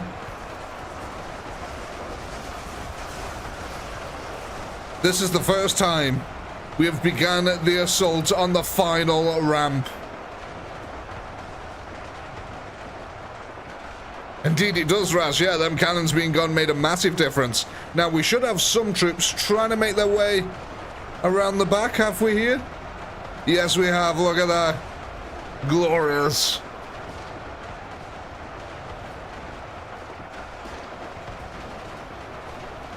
And we've got some chaps there trying to do an outflanking maneuver.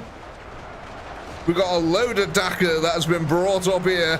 Oh my god, look at all these knobs waiting to come in. We might have this one in the bag, ladies and gentlemen. I'm not counting all our chickens early yet, but this feels like it's a good one. The only problem is that we ran out of reinforcements on this side. Oh no, we didn't! We've got a bunch of mega knobs coming round to continue the assault. The mega knobs realizing that we'd almost breached through with this side of the courtyard. They've yet once again brought up more reinforcements, mounting up the fallow corpses and pushing over into the Imperial Guard lines. We've actually still got loads of orcs pushing the center as well. This is really good for us.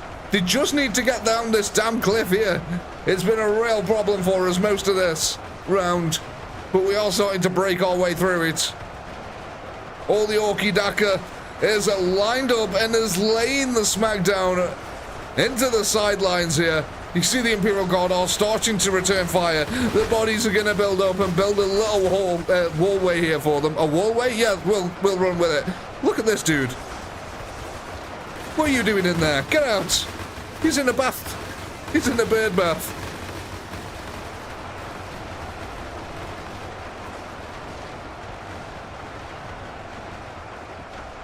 The lowest remaining total was 37,000, while we're rapidly approaching that now, and we've got 13,000 troops left on the field. I don't think we're going to win this particular round, but we're going to be coming in damn close here.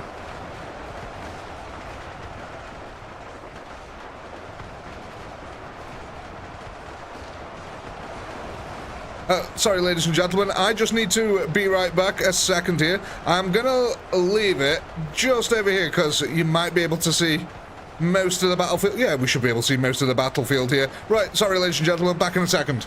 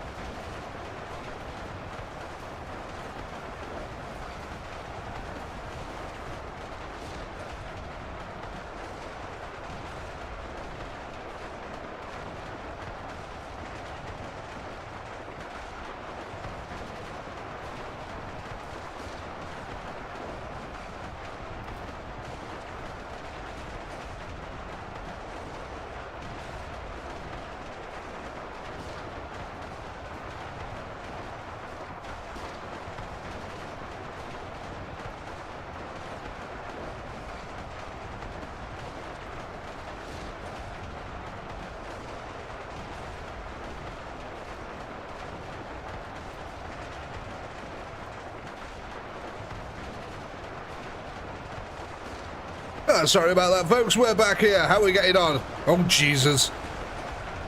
There's still a lot of Mega Nobs waiting to make their way up the ramp. And the Imperial Guard actually kind of look like they're running out of reinforcements to fling at this now. We are doing actually really well here. The focused firepower coming out of the Dakar in the background, really helping to keep up the kill pace here.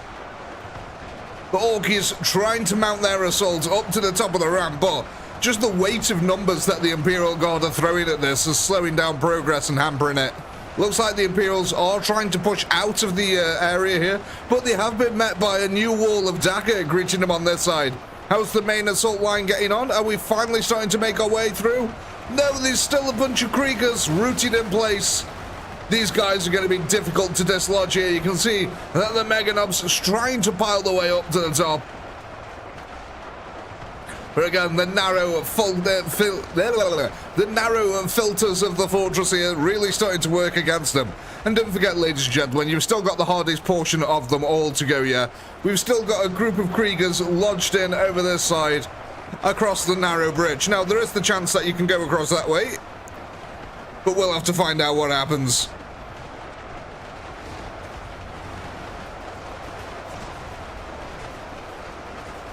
Look at all these. Oh my god. Ugh. Look at all that. So many Imperial Guardsmen just been gunned down by the Dakar. And I've got to say, the return fire from the Imperials is pretty significant here. A lot of Orkies getting gunned down.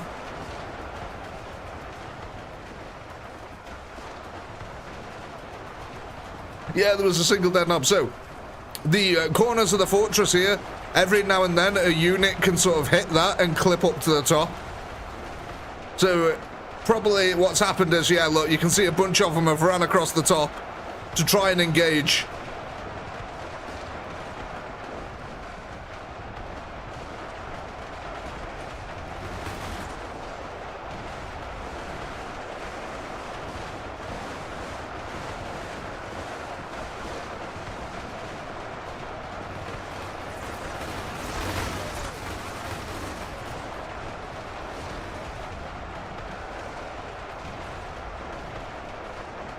The Imperial Guard just pulling it ahead here at the end. The narrow funnels here slowing the advance of the Mega Nobs. And now they've got to get up here into a horrible crossfire.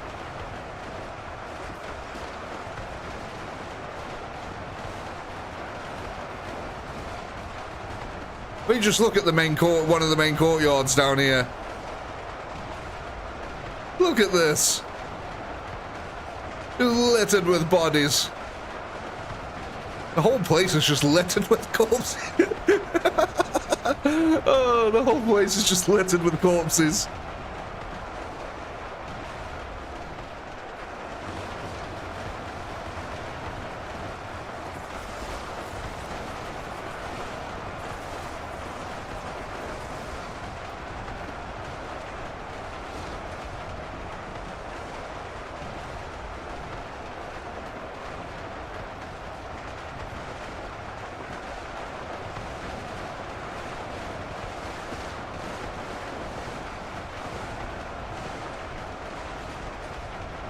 Yes, Dave, exactly. We're building a lovely little blood pool there.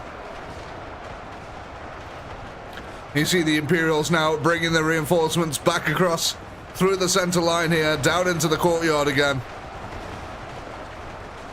But the big, bulky nature of the Mega Nobs is just not allowing them to get enough units through the ramp. So, realistically, what the Orks have to do here is just build up the corpses out of Mega Nobs to be able to allow them to get enough units up there. Either that or hope that the Dakar wears them down. One of the two has got to happen here for the Orks.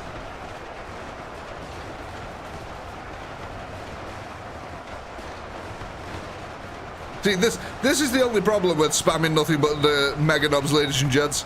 To be fair, though, I think by the time you get to this point, most of the choppers would have been dead anyway, so I think even if you had a couple of 100,000 choppers at this point, you'd still possibly be experiencing this problem a little bit.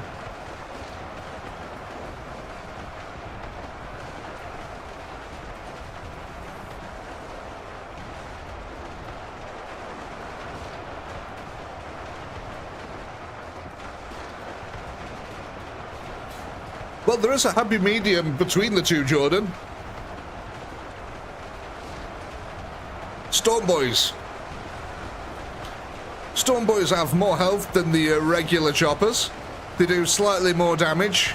They move the same speed as the choppers.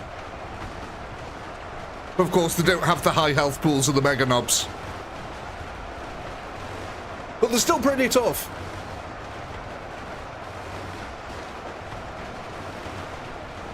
And let's put it this way. Storm Boys, they're called that for a very, very particular reason. And I made sure in this game that they live up to that name. That they're used for storming things. You know, like static defenses. Yeah, choppers are your meat shield, but the Storm Boys are the ones who make, like, who actually gain ground for you. The Mega Knobs are sort of like your backup to come in and mop up everything at the end. And I know you're all focusing on the boss round because you think Mega Knobs are going to help you.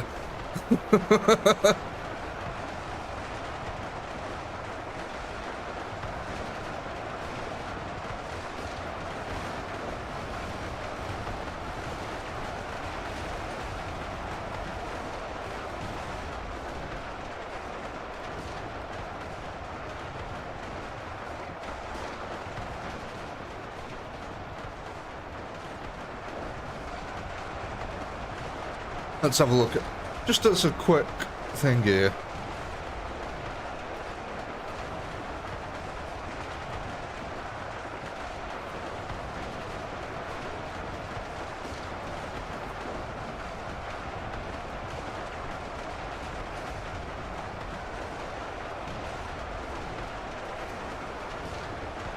Two seconds, I'm just trying something out here.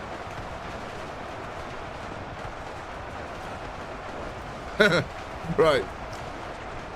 So, for the 35,000 Mega Knobs that you have, you could have had 321,000 choppers. Instead of 35,000 Mega Knobs. I was just trying to work out what the different ratios were for things. How many of these would you been able to have? You'd been able to that divided by 25. Oh, 64,000 Storm Boys. Okay. Because it's 1.6 million kills worth of choppers that you've got on the field. Hey, Daniel coming in there with the $2 doodahs. I'm late, sorry, what did I miss? Almost the entire ending here, Daniel. We're getting very close.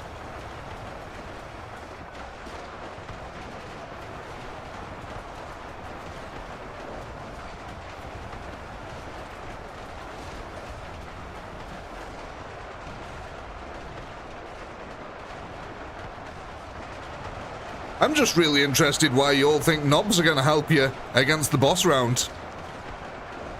That's what's getting me.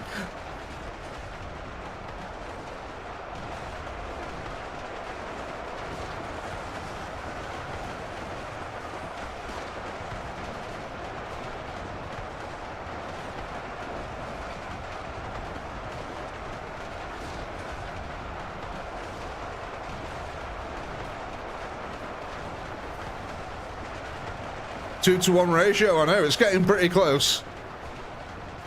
Yeah, it is that Dakar in the background here. I mean, they're at a disadvantage because half of the bullets are going to be hitting the wall. But look at this. I mean, you can't argue with the results here.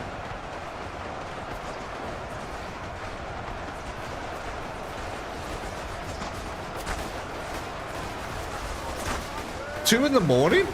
It's not, it's almost 1 o'clock, mates. Have you moved?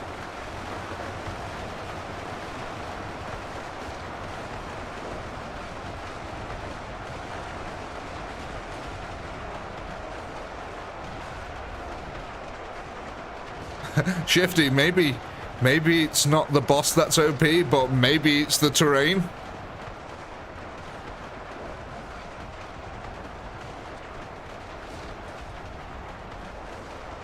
It's just, I mean, you've seen what happens when mega knobs get put into a funnel, that's all.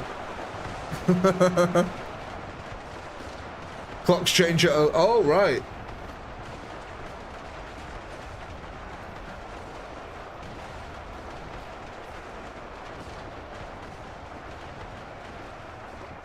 Thank you for letting me know that, Mitz. I would have completely forgotten about that.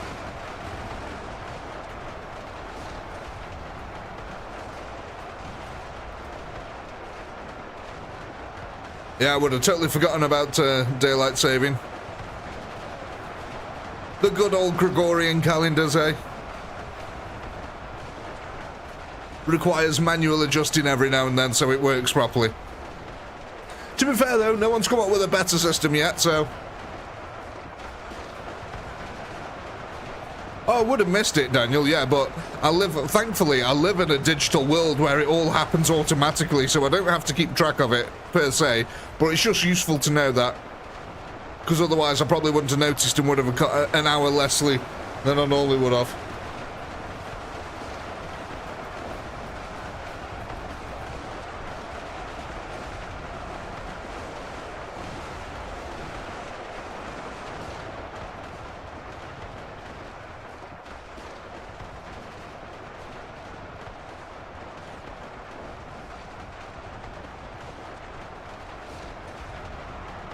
Well, it's not already set, Sonia. If you like took the DACA from this round and added it onto your last DACA, you've got a lot of DACA there.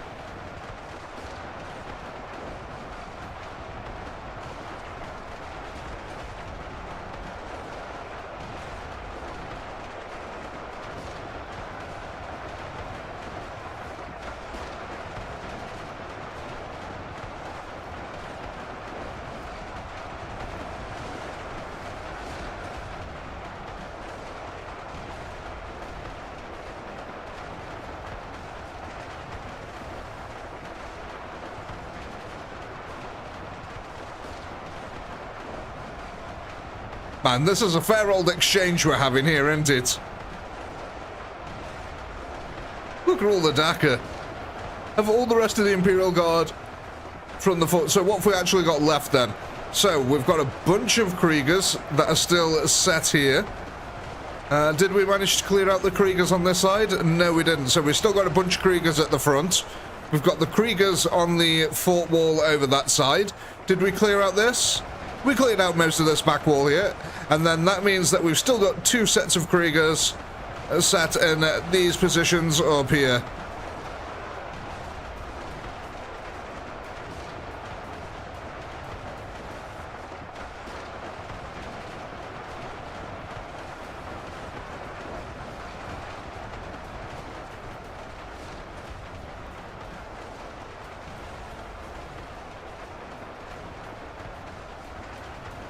Indeed it would, Sonia. And that would mean it was a terrible tactical choice to do it in the first place. I mean, just think about what you guys have essentially done here with your ORKY army. Like, have you ever seen an ORKY army that's just 1/3 meganobs? Like, how does that work? So, you can't blame me when you haven't balanced your own ORKY army.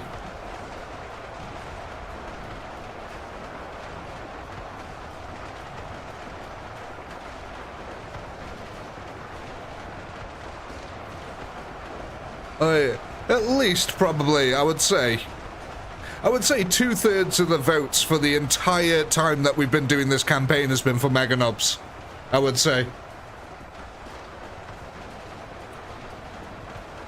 Your ORK army was 80% meganobs, and how small was that army?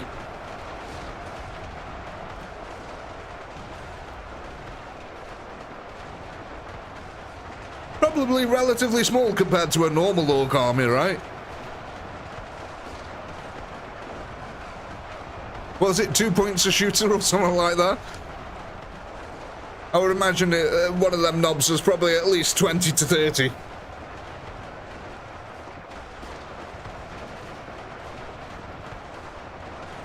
No, Mets, we've got a brand new map that none of you have seen yet.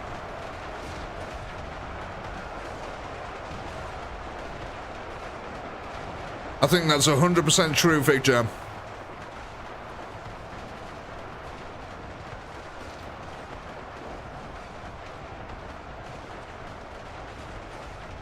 Exactly, Ed. Absolutely tiny and minuscule would do absolutely nothing in a real siege. See?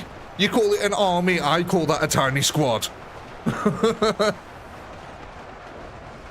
25 rounds, we voted for Mega Knobs 14 times. Jesus.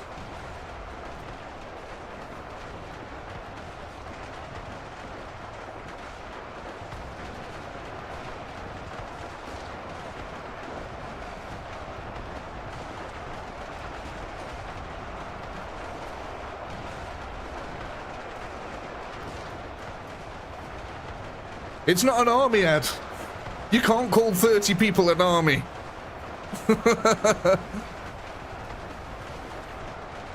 Like, should we get your army of Meganobs and put it against the fortress here and see how well it does against the fortress? I don't think you can call it an army.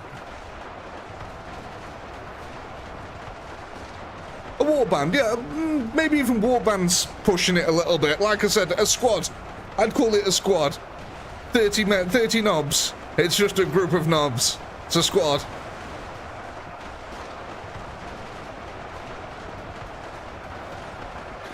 For a warband, I would assume for a warband you're talking 1,000. 1,000 units for a warband. That sounds about right to me.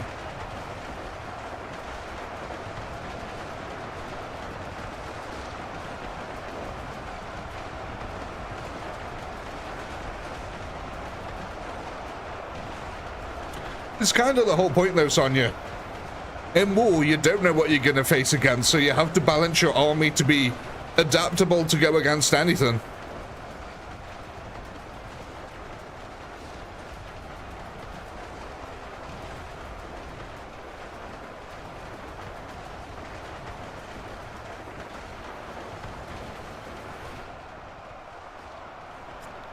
$10,000 remain on the field.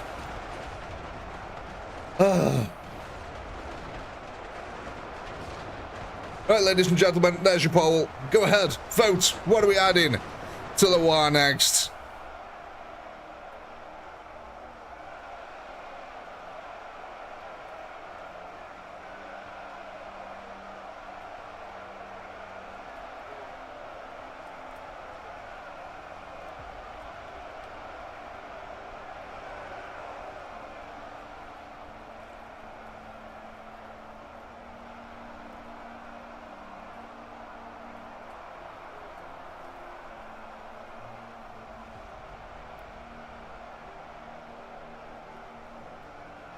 Hey, Mateo, you all have the power to vote. That's all I can say.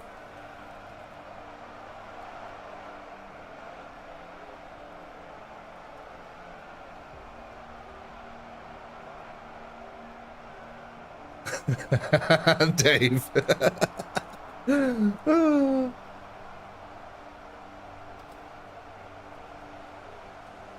Hey, I'm just playing devil's advocate, mate. I don't care how quick or how long this takes. I'm here every week, no matter what. No matter how many rounds this takes, I don't mind. See, there you go. There's the part of the problem, Harpy. So what was that? 190,882.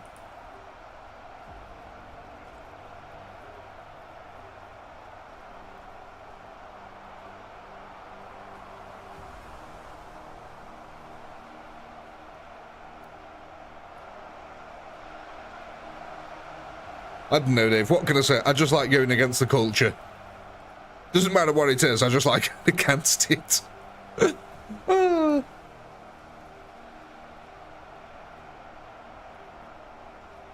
Yeah, Chris, it's been nice.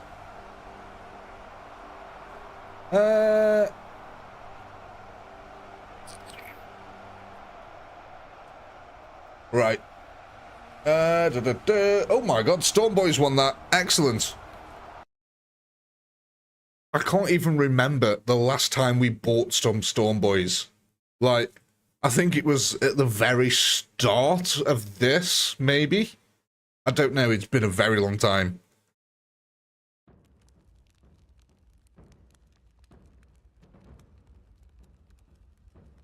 Right, so...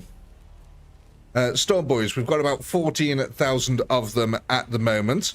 With that last one, that will take us up to... 22,504. Which is a right old increase for them. That's what, like 7,600? Yeah, 7,600 of them just got added. That's pretty beastly.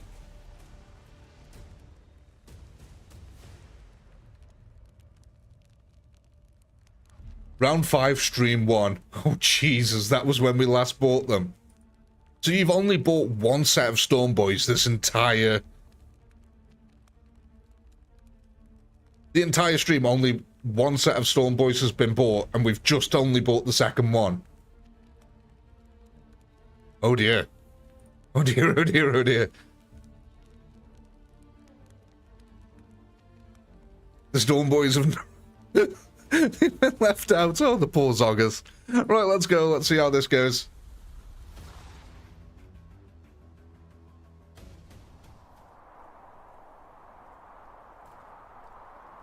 No worries, mates. Thanks very much. You have a fantastic evening.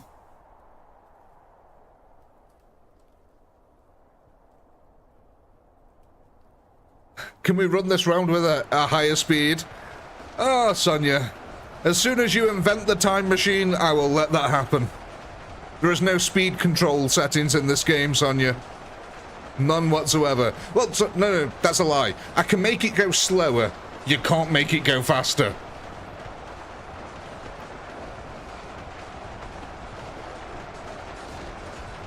Time-lapse? No.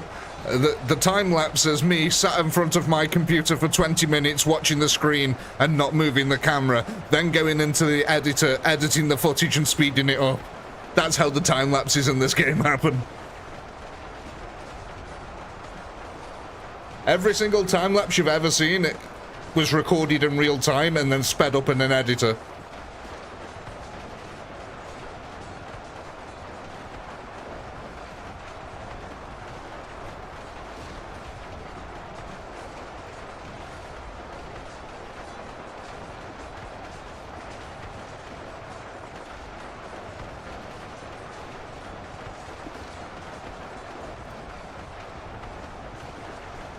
You know, though, I will say, there's something weirdly relaxing about this game, about just watching the combat lines slowly form.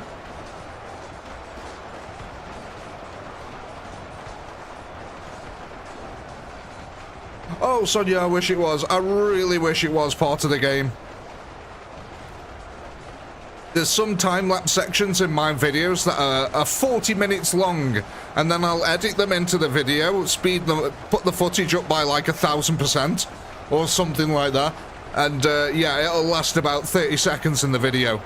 But I had to sit there for 40 minutes recording it. So, yeah.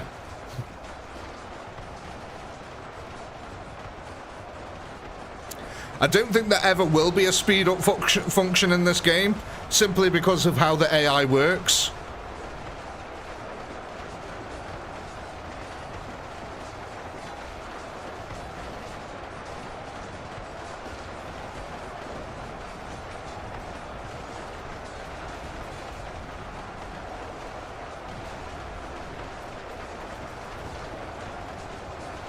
Oh, nice, Ed.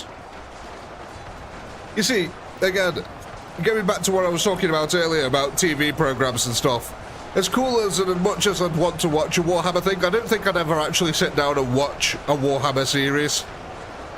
Like these ones on the internet now, I don't sit down and watch them. I haven't watched any of them. The closest I've ever got to watching a Warhammer series is Astartes. That was and the only reason I watched that is because I knew it was short. But I will say it was bloody good.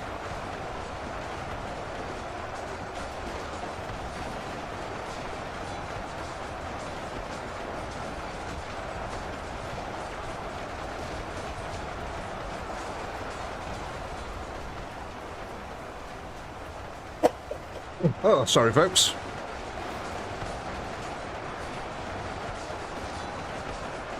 That's it. Start building up them corpses.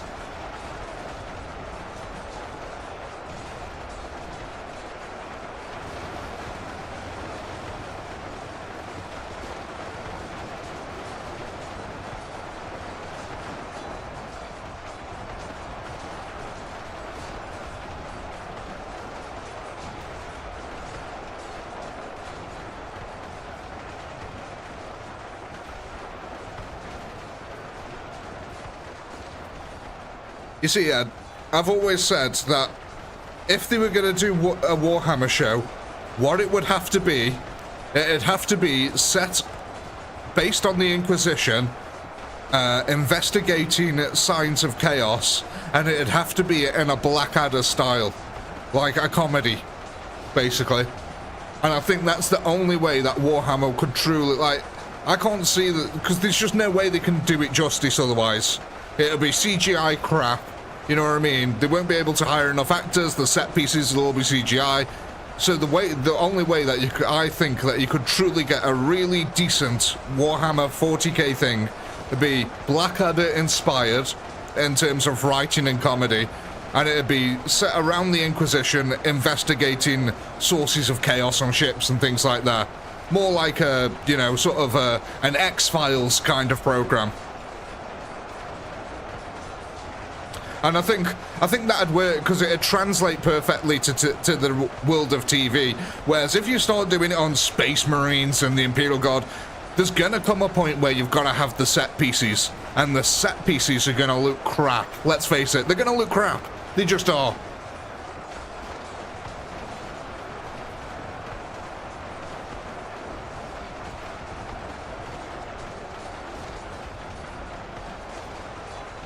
See, look, I'm glad you guys in the chat are already like, that sounds awesome. See, that's why it'd work. He's got a dumb sidekick, he goes around investigating signs of chaos. It works. And the thing is, you wouldn't need change much from the format of Blackadder for it to actually work. Think of Blackadder goes forth. You could really easily translate that into an Imperial Guard environment.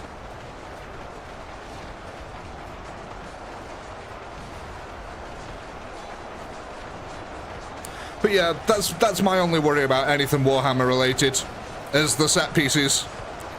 You're either not gonna get them, or they're gonna look crap when they do them, and that's it. It's just because the scale of Warhammer can't really be represented truly on a TV screen.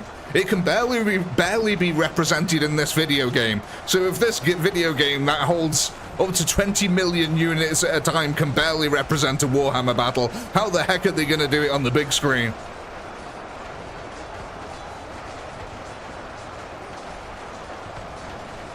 I don't think they could.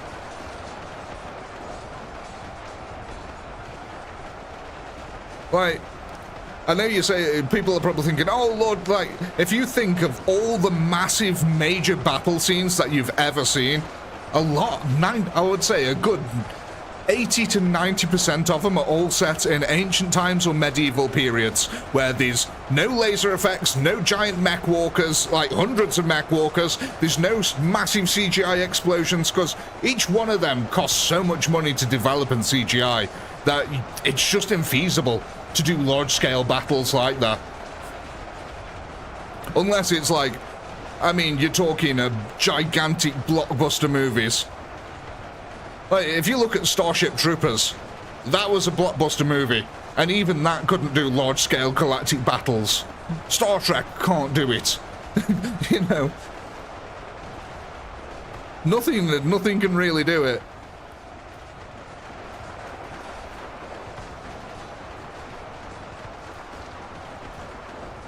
Michael Bay to do it.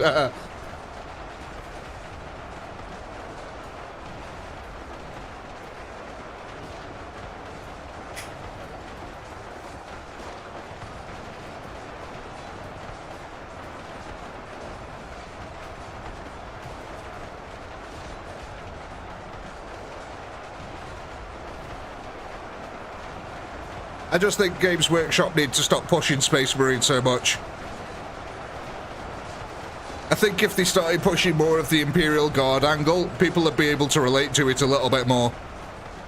An 8-foot genetic mutant who's enhanced beyond reason is really hard to relate to compared to an Imperial Guardsman in a dugout with a last rifle. It's just a lot more relatable.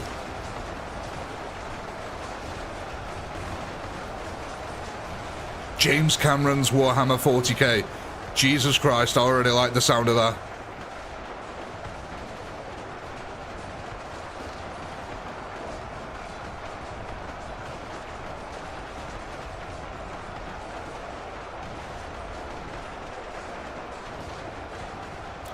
I know. You see, this is how I've always seen Space Marines. I see Space Marines as the gateway to Warhammer 40k. It's what gets the young teenagers involved. It's like 13 to, I'd say, maybe 17-year-olds. Space Marines are the shit. That's what gets you into Warhammer. And then as you grow older, you start to appreciate the other factions a bit more, because you relate to them more on a personal note.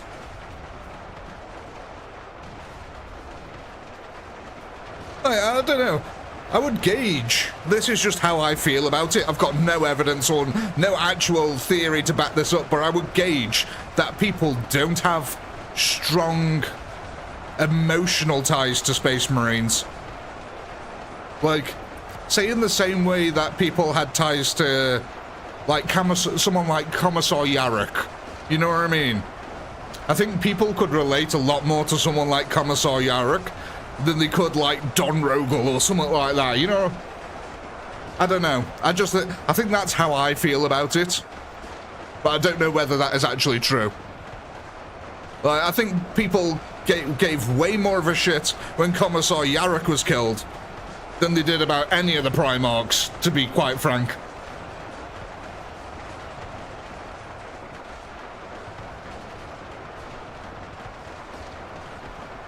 Oh yeah, Daniel, that's not to say people can't enjoy Space Marines, you know? I'm not saying that at all.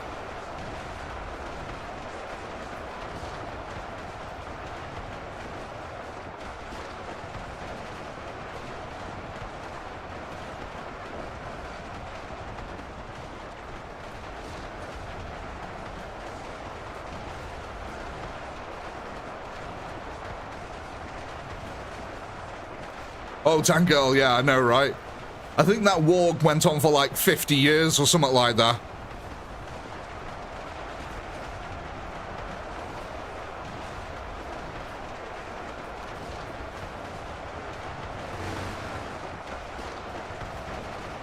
Oh yeah, look, like, guys, don't get me wrong. I understand that there's a lot of people who still love Space Marines and they're over the age of 17.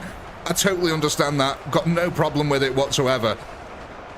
But what I'm saying is, Games Workshop used the Space Marines to entice the younger audience in, because the younger audience see the Space Marines and go, that's pretty badass, that's pretty cool.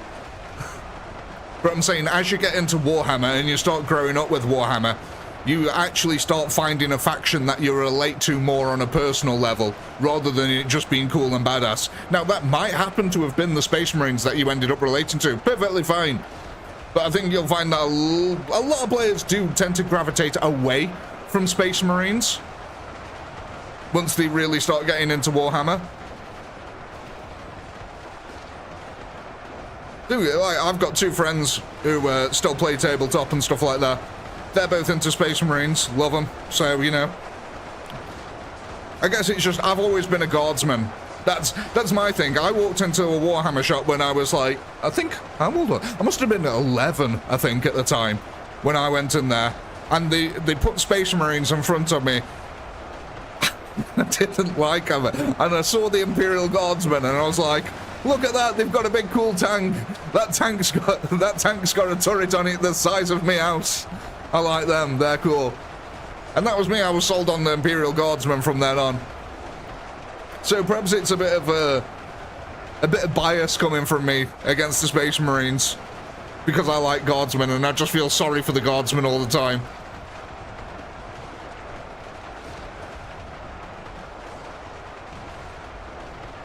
But I feel like I'm in a minority when it comes to liking Imperial Guard.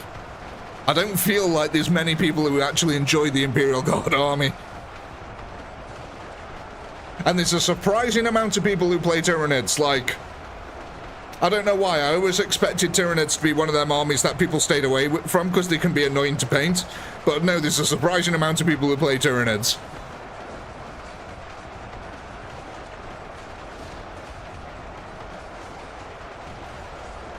Don't worry, Henry. Have a fantastic evening, mate. Thanks for joining us.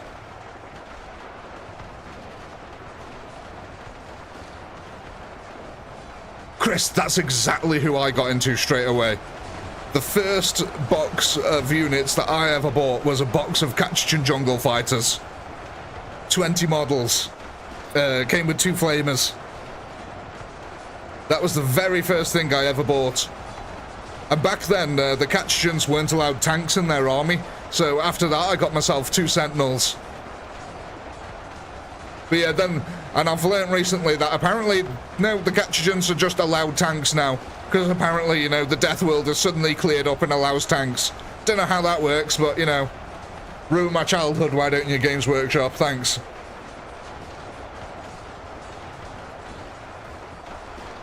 Yeah, I really like the Catchin Jungle Fighters.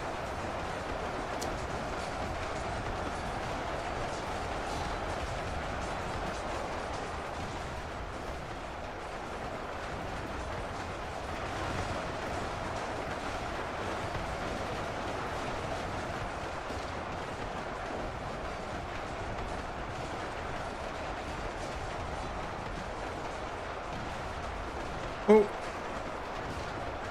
Oh god, the window's frozen again. Damn it.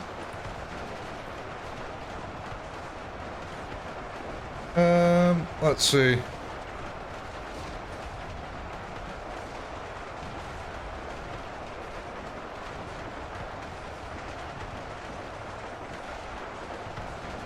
I just gotta hit the refresh button here, folks.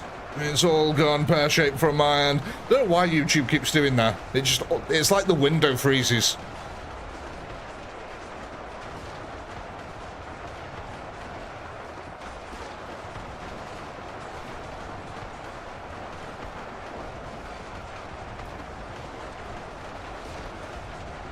Right. Okay, should be back. Right, excellent.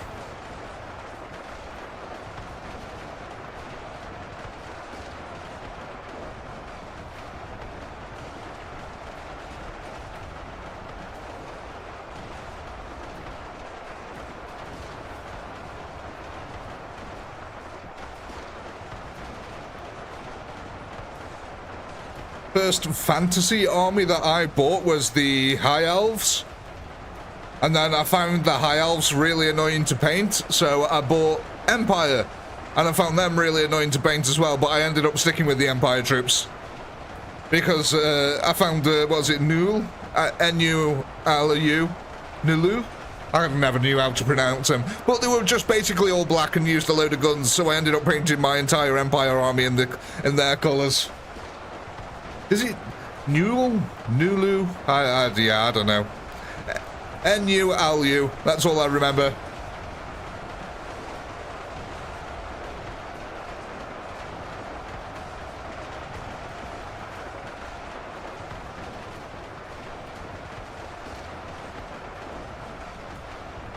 What's my favorite Imperial Guard regiment?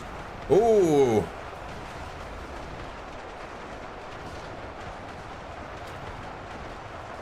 Now,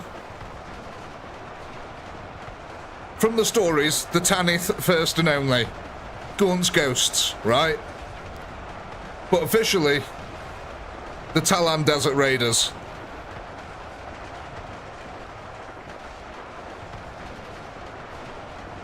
I really enjoy the Talon Desert Raiders. There's something about seeing them horseback lances that gets me going.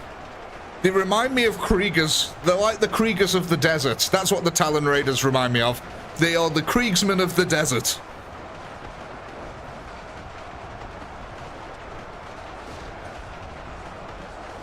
Yeah, I do like me some Gaunt's Ghosts. Larger Fething Coup, man. What an absolute prick. Let's go back over to this other side of the field, see, and keep an eye on this one, because we were making some decent progress here now.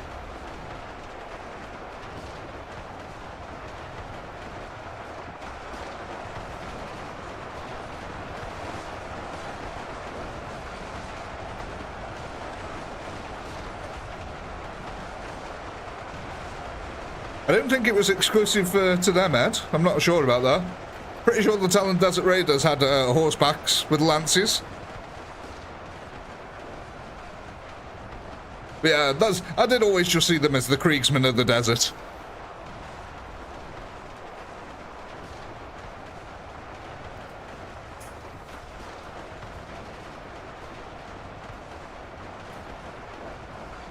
Gord's Ghost, I read up into the Saint, the omnibus of the Saint. And then I didn't get any further than that. But yeah, I read all the books up to the omnibus for the Saint. And I really enjoyed that omnibus. Oh my god. That was so good. No worries, David.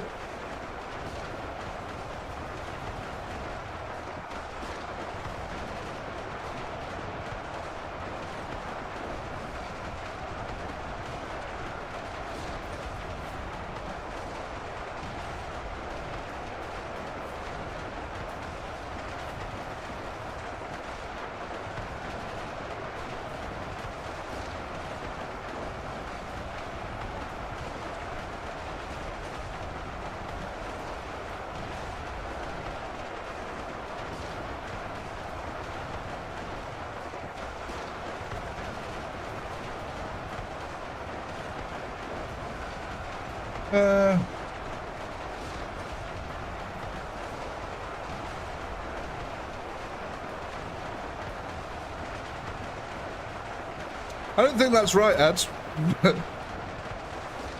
You had the Rough Riders from the, like I said, from the Talon Desert Raiders. You had the Rough Riders.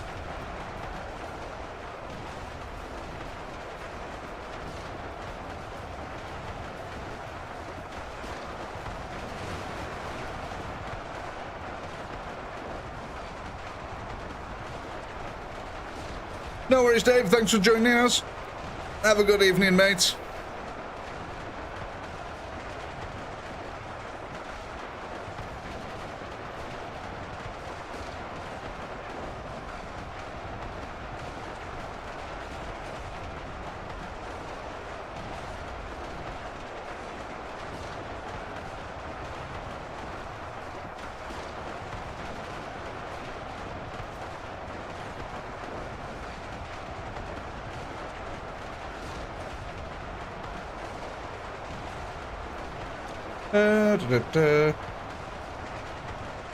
I'm down.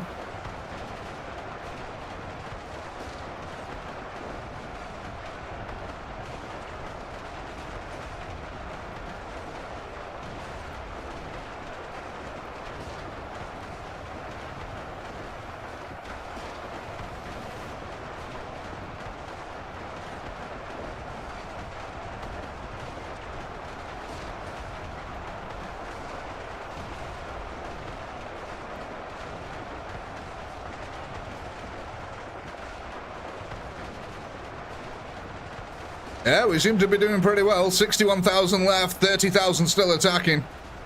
God, look at the wall of Dakar we've built up here as well. Still got a few guys that we need to take out on the ridges over this side, but all in all, it's not going too badly.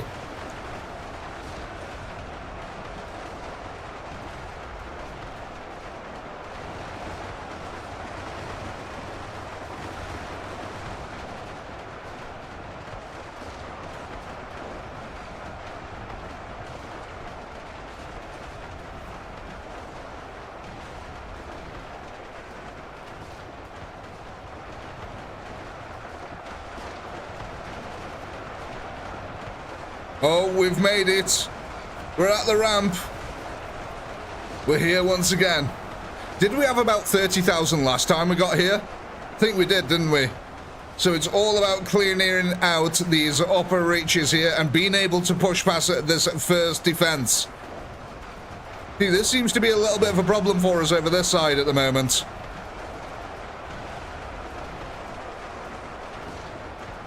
God, Mike.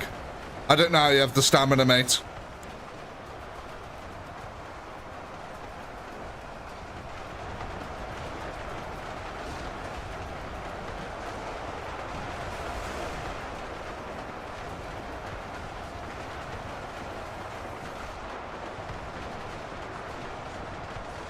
I mean, you got to give it to him.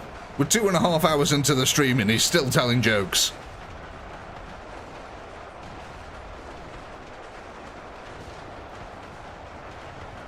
Hey, that's more like it. That's it. The Dakka's move around now. Starting to get into a position where it's laying down that covering fire onto the wall.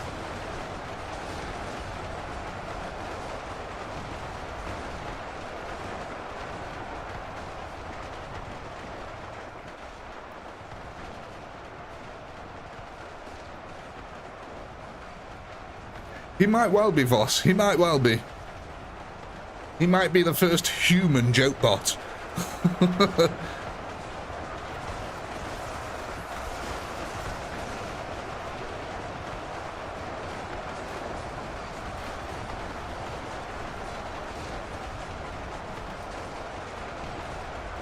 Any coming around the back? I think we have. Yeah, we got a couple of purple orcs around here. A little bit of Dakka as well is built up. I mean, I say a little bit. It's like 5 orcs with a couple of guns. But no, we're still trying to make our way through the main part of the fortress here.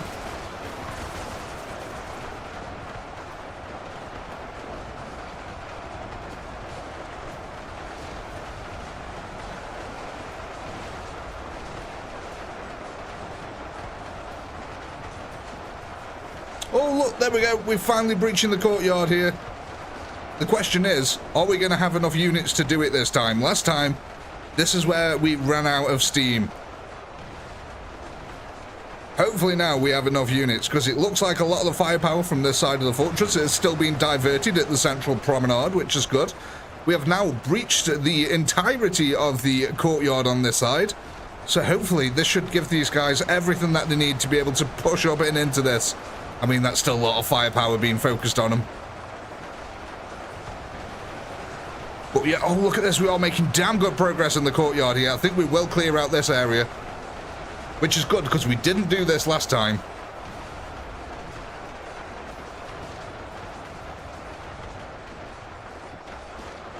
Oh, look, look at look at it all. Oh, my days. Imagine living in one of these houses here. Just, you know, you open your window one morning, and this is what you're greeted with. Just... yeah, no thanks. I'll go back to bed. Yeah, there's a lot of Storm Boys here. It looks like they did the job well. It was a nice little investment there. Are we going to have enough now to clear up this courtyard? That's the question, because we have now run out of reinforcements for this side of the fortress in its entirety. This is all that's down here now. Although we have got some knobs pushing across the middle. That's good. A nice little distraction. Go on, lads. That's it. Get stuck in it.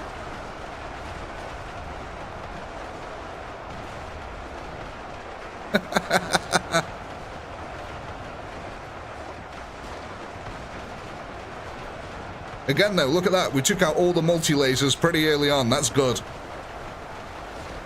We've cleaned out most of the upper fortress there.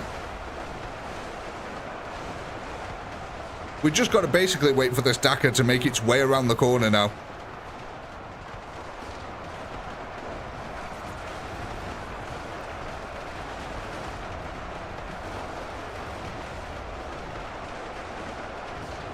You know what? It actually looks like the knobs struggle a little bit attacking units just below them. They might have a little bit of a hit register issue there. Did you just notice all that goo just appear out the floor? But yeah, it looks like they were struggling a little bit to hit the units just below them.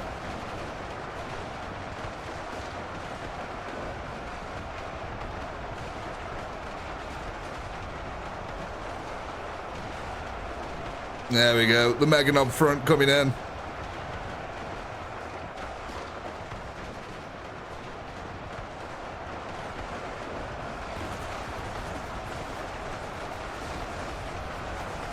So what we got? 15,000 orcs, 40,000 defenders.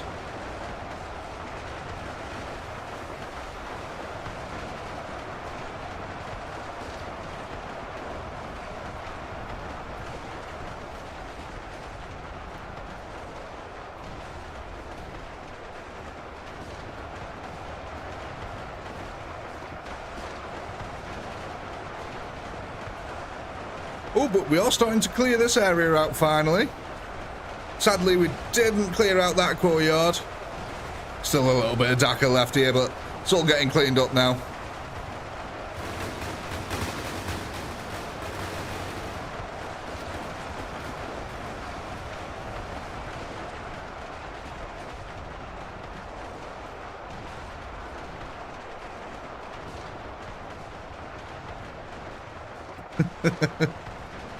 They sure do, Ed. They sure do. Oh, 167,000 kills. We're getting close to the 190 that we had previously. There we go. We've got a bunch of knob reinforcements now coming around. That's surely going to help out, right? Actually, we've rebuilt the Dakar over this side. That's good.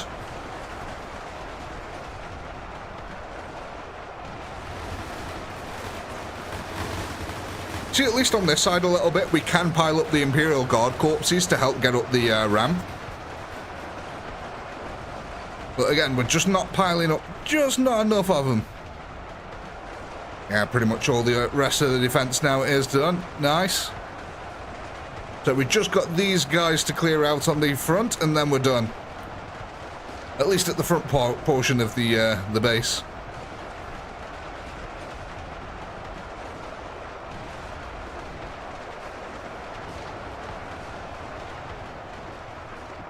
Oh, this has got a pincer maneuver. Nice. Yes, that's exactly what we want.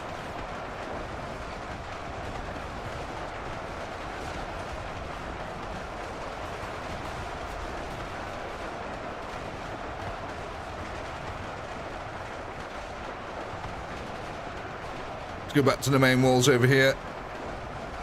So we have got a couple of knobs charging up the ramp works here. This is good though, because we're starting to build that Dakar up and they're shooting at the Kriegers over here.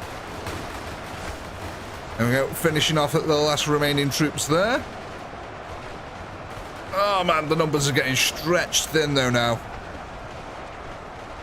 But I do think we are going to clear out these Kriegers. That's nice. I don't think we managed that last time.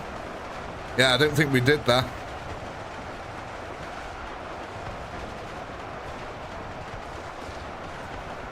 No worries, Daniel. Thank you for popping by, mate. You have a fantastic evening. Or morning, whatever it is for you now. Yeah, that's real good, guys. We've managed to clear out the entire front section of the fortress now. The only units remaining are these guys here.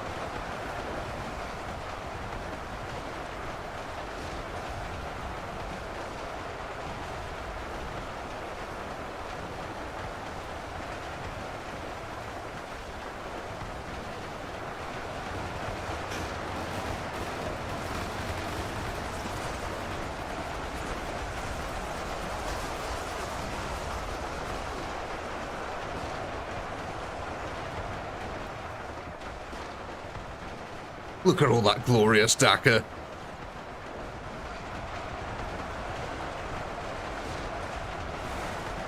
Who are they actually shooting at here? I think they're trying to kill these Kriegers up. Oh my god. We're crushing the outer front defenses. We're getting there. Slowly but surely, we are doing it. Look at that, absolutely ploughing through these guys now in a pincer maneuver yet again. We managed to get up the stairs with the Kriegers, putting the boot in on our lads. Is the Ork assault finally starting to falter here? Is it stalling out? No, in comes a bunch of more knobs. Oh my god. There's so many mega knobs on the field, it's absolutely ridiculous, guys. Okay, so That looks like all the reinforcements now have been committed to the fortress, at least in some form here.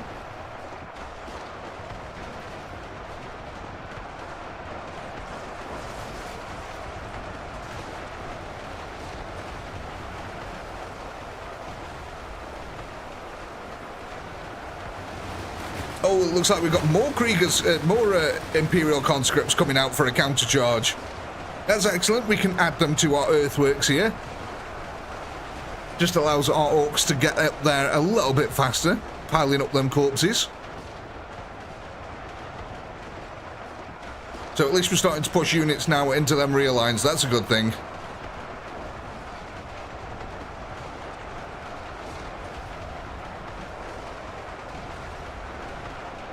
Come on, lads, that's it. Crush them slowly but surely.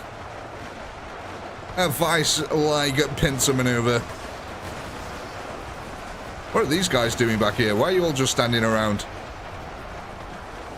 Oh, there we go. Are you, like, glitched out on each other or something here? What's going on?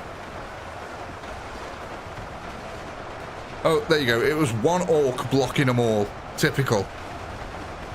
Oh, my days. We cleared out the courtyard. Yes, we did. Look at that. Okay, I think there's one dude... Oh, no, it's an orc down here. Never mind. So we've cleared out the courtyard, we've cleared out the entire frontal area now of the fortress. There is just this blob here and the blob over here.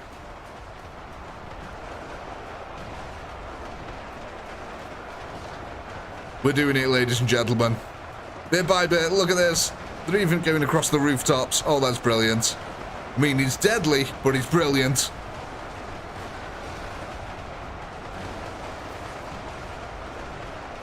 Oh, look at the lads coming down the ramp in the background. That's so cool. Right, ladies and gentlemen, I just need to be right back a second. Wait a minute.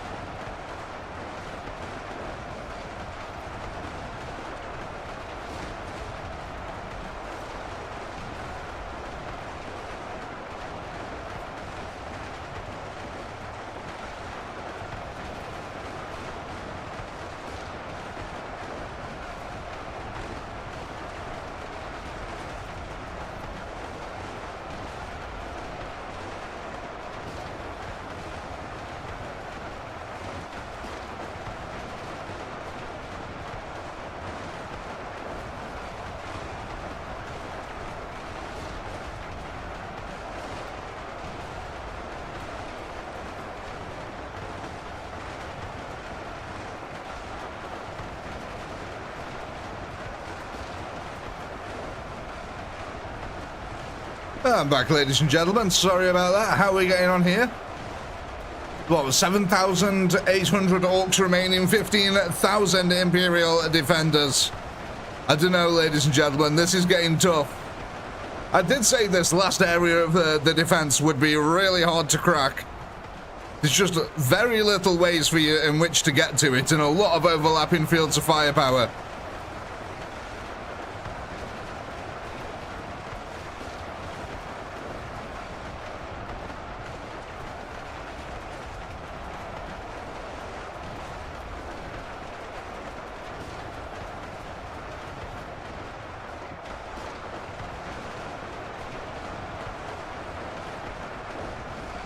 That's it. I think the rest of the ORKY reinforcements now are pretty much non-existent. Yeah, that's it. So I think the rest of the fortress now is completely devoid of Imperial Guard life and Ork life now. All life has been obliterated from every part of the fortress apart from here. And to be frank, there's still a lot of mega knobs.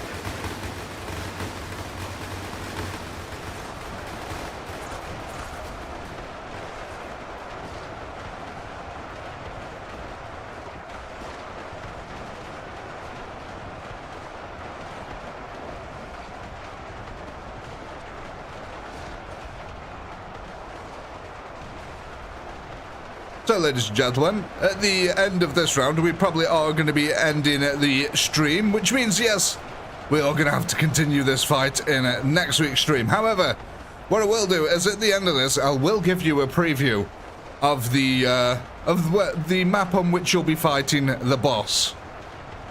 So, yeah, at the end of this, you can have a preview of the boss map. Just the map, not the setup, or the boss that will be on it. But yeah, I'll let you look at what the map's going to be.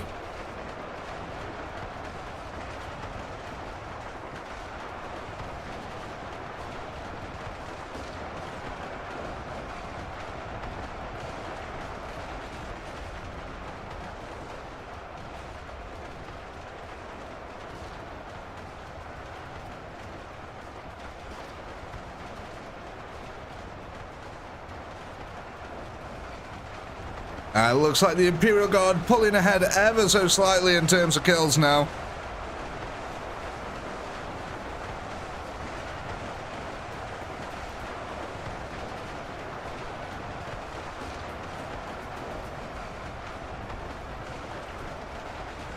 Sorry, Wayne, it's already 2:30 in the morning for me.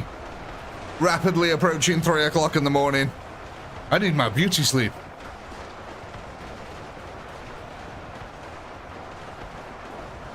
I'm not telling you, Chris.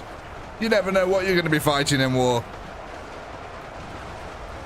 You never know what tricks the enemy might have up the sleeve.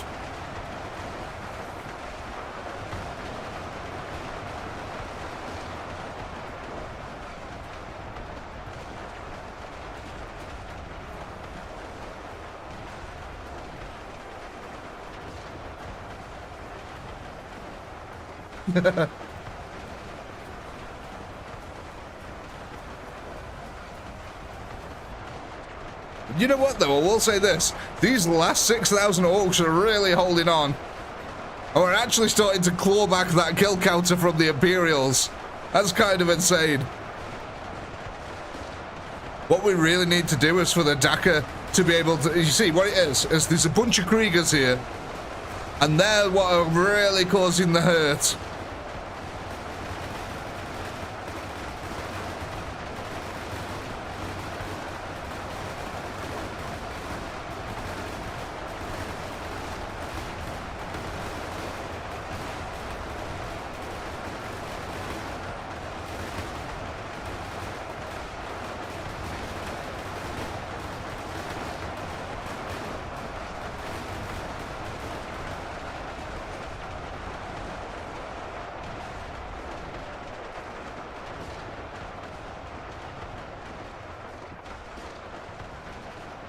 Look at how slowly the orc kill counter is actually going down. It really isn't going down fast.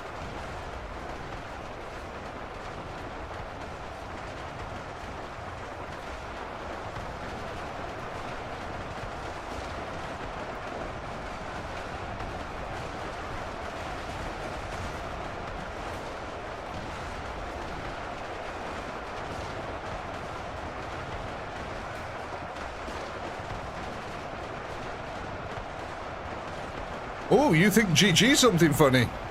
You think you're gonna take out the 1, 2, 3,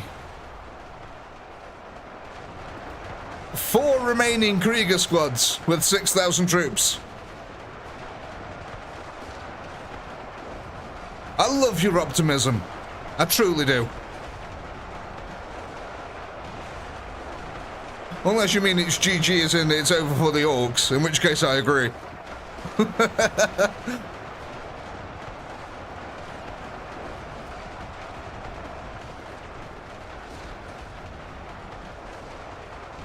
Yes, but the problem is the Dakar can't really shoot these guys over here too effectively. Don't get me wrong, they are getting kills, but they can't actually shoot this section that effectively.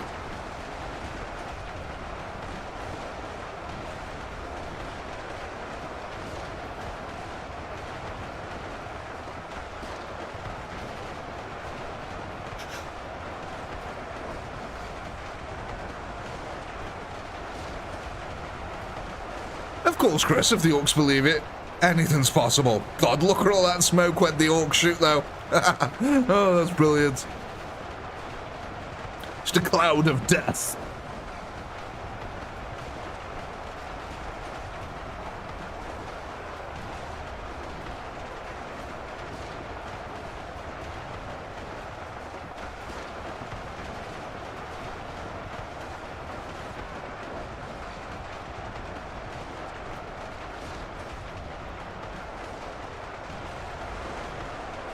That's it, lads. Come on, keep pushing up there. You'll get it eventually. We've actually got a load of choppers waiting to get up here as well, but I think they're getting a little bit stuck. Oh. Okay. Interesting. What the? Did I just... I swear I just saw an Imperial fall off the top of here. Oh yeah, look, there's a bunch of them. No way. So I probably did just see an Imperial fall off the roof.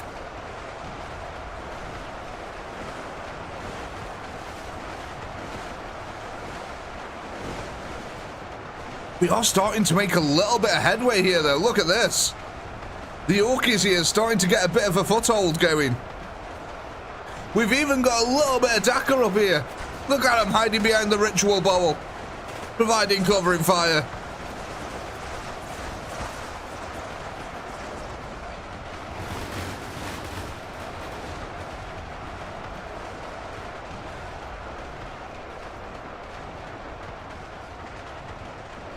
So, hopefully as well tomorrow, ladies and gentlemen, I have got it in my schedule, if I've got enough time, to release the maps as well.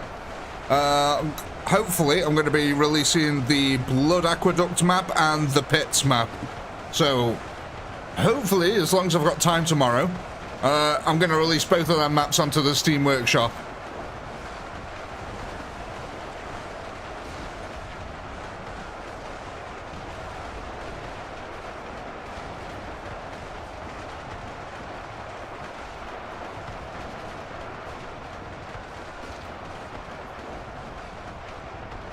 Oh my god, look at all the Dakar. This is like 3,000 Dakar here. 3,000 guns, that's it.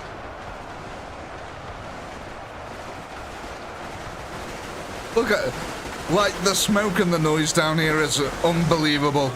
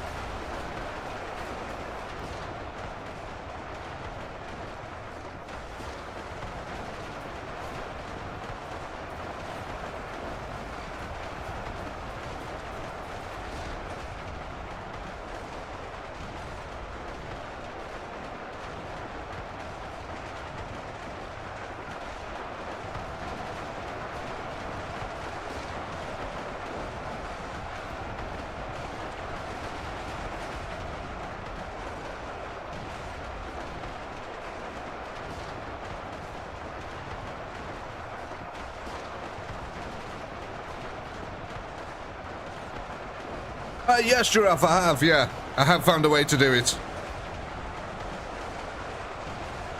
That will be in the release version of the map. It's not in the map currently that I have, but I have updated the actual map that will be released to have a measuring stick, so...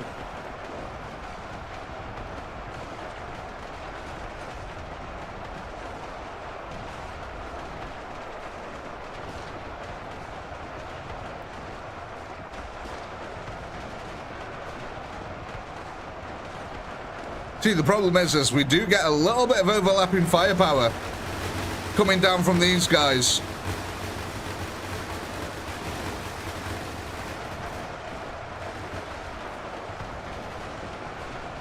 Ho, ho, ho, ho.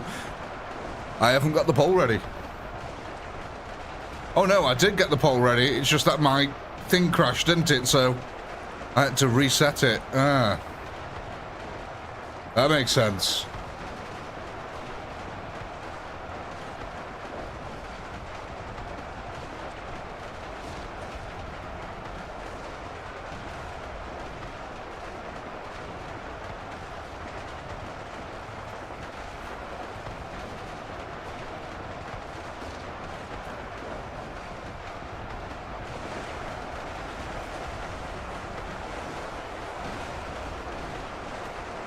God, these Imperials are being right pesky, aren't they, these Kriegers?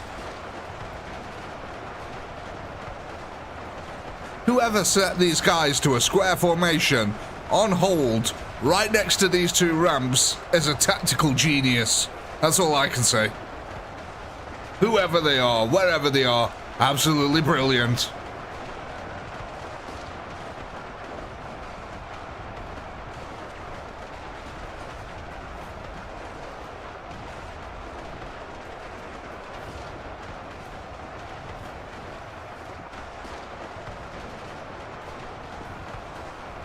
But ladies and gentlemen, as we wait for this one to wrap up here, let's go ahead, get that poll up and running. Go ahead, vote. What are we going to be adding to next week's stream?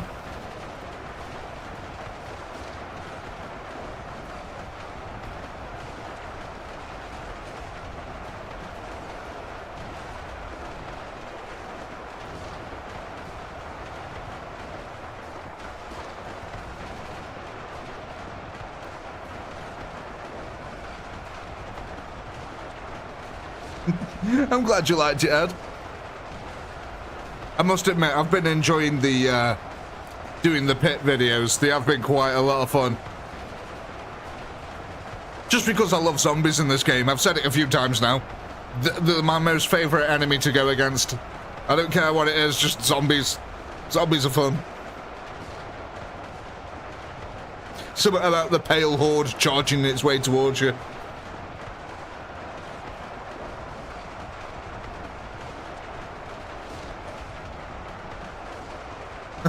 Major Rav, my friend, here's your last rifle. The front line's over that way. Just watch out for the trigger-happy guardsmen.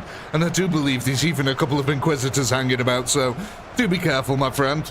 Welcome to the ranks, and enjoy your stay. Thank you, mate. Very much appreciated.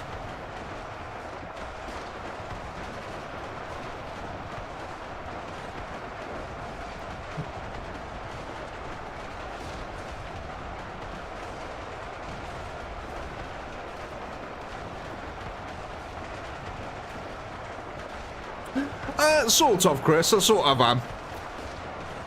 It's sort of an implied league where if you're really that bothered about it, you can sort of rank them yourself. And I am sort of keeping tracks in the videos, so... But I'm not going to make a scoreboard or anything like that. And if you want to know why, I'm lazy and I can't be arsed. It's way too much. It's just too much effort for such a little payoff, quite frankly.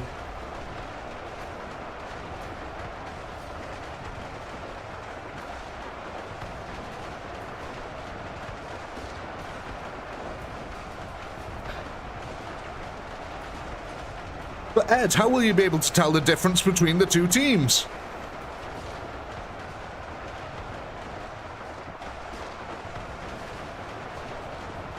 Oh, trust me, Chris, if it was really easy to do, I would do it, but it takes a lot of effort to set up.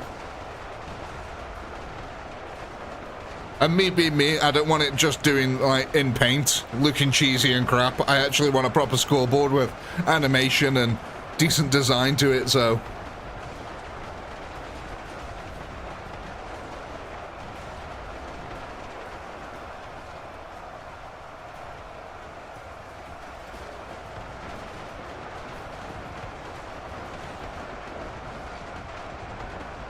Yeah, guys, I was being sarcastic when I said how would you be able to tell the difference between the zombies and the French.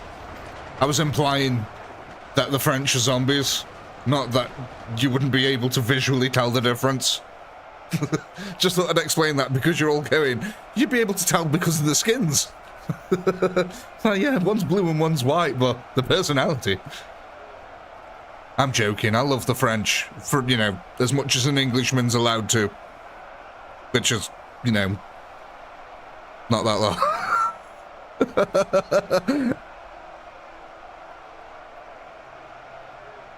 I'm joking.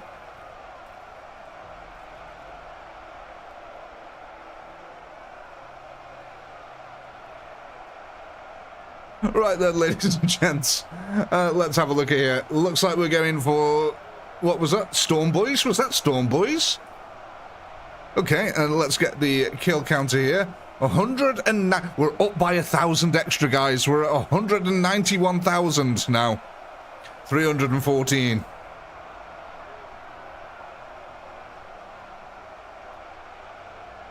So yeah, we got an.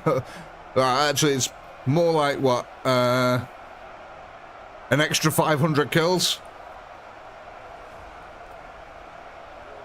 Ooh. Storm Boys and Shooters, okay. I haven't got it set up to look at the wheel, unfortunately, at the moment. Or have I? Hang on.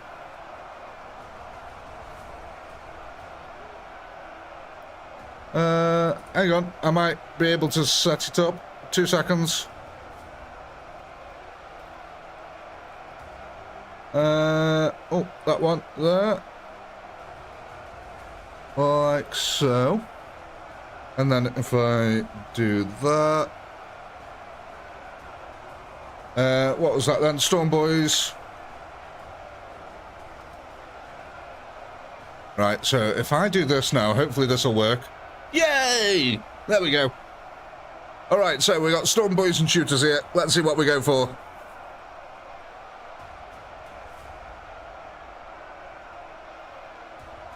Ooh, looks like we're going to be bringing Daka to the field here, ladies and gentlemen. Shooters won that one.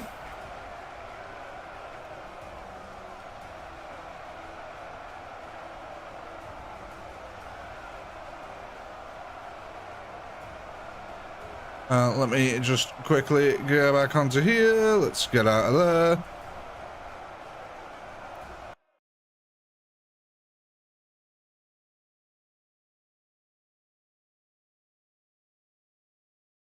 It does. It does, Giraffe. Right then, so, shooter-dooters. Let's get our shooter-dooters. Right, so... ladies and gentle giants, I completely forgot about this. We've got 2 groups of shooters on the field, so we're not quite done with the polls yet. We got, what we got? Group 1 and Group 2. Okay, so we've got Group 1 over here on the far left and Group 2 on the far right over here. This is for your shooters. So, Group 1, far... Sorry, I'm an idiot. I'm sorry, it's 3 o'clock in the morning. Group 1 is on the far left over here. The red one, okay? Group 2 is on the far right over here. Okay? So, 1 or 2. Sorry, guys, I was calling the left-hand side the right-hand side then. What an idiot. So, yeah, Group 1 is on the left here, the reds. Group 2 is on the right over here with the yellows.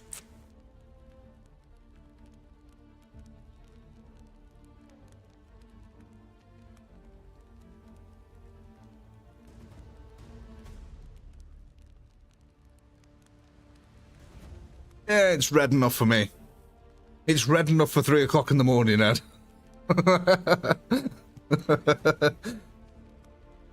Right, so group 2 that is then. Yeah, so we're going to be adding them onto the slightly smaller group. The yellow group here, this one. So that will take them up to 9,523. Yeah, 9,523. Nothing wrong with a couple of Duta shooters. So, ladies and gents, let's quickly go and have a look at the boss map.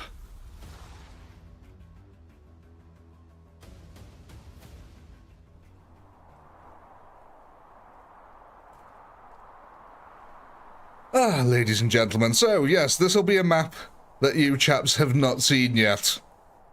This is a map that I've been working on, which will probably be released in the upcoming weeks as I keep on working on it. It's not finished yet, like I said, but I am working my way through it. Yeah, this is going to be our boss map, ladies and gentlemen. Yeah, you're definitely going to have your work cut out for you on this one. I mean...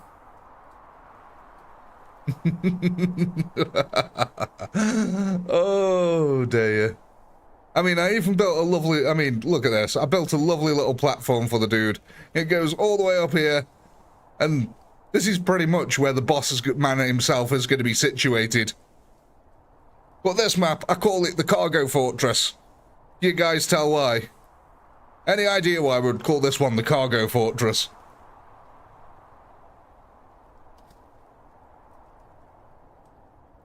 But yes, ladies and gentlemen, so... there's basically like 3 access ramps, which are these ones here. So you've got 2 over this side and 1 over that side there. And then you've got the main ramp in the center also to be able to get up to the top of the wall. So it's pretty easy access, you know, it's not too horrific. And then we've got these 2 fortresses on the outside, which I'm also currently in the process of building up. But ladies and gentlemen, yeah, I just wanted to give you a lovely little quick preview of what you can expect to be coming up against here. At least in terms of the map itself. Yeah, you know what? I've had a couple of fights on here with that narrow passage in the center there. And, it's brutal, man. That narrow passage is brutal because the entire top row can all shoot into it. But similarly, all the attacking units can also shoot at it. So, yeah, you just get this horrific back and forth a lot of the time on the top rank there. But ladies and gentlemen, we are going to be wrapping this up here. Like I said, we're pretty much at 3 o'clock in the morning for me now, and I'm absolutely shatteredly doodad. Right, ladies and gentlemen, as always, I hope you've had a blast. I know I have. Thank you very much for watching the stream, and of course, a gigantic shout out to all you channel members. You guys are so fantastic. Thank you so much for supporting the channel, helping us keep on doing what we do here. We really couldn't do it without you. And of course, massive shout out to the moderators. Thank you so much for helping keep the chat moving lovely and smoothly. It really does help me out an awful lot. But of course, and a massive shout out to everyone who watches the VODs and all you subscribers out there. But of course, until next week, ladies and gentlemen, peace.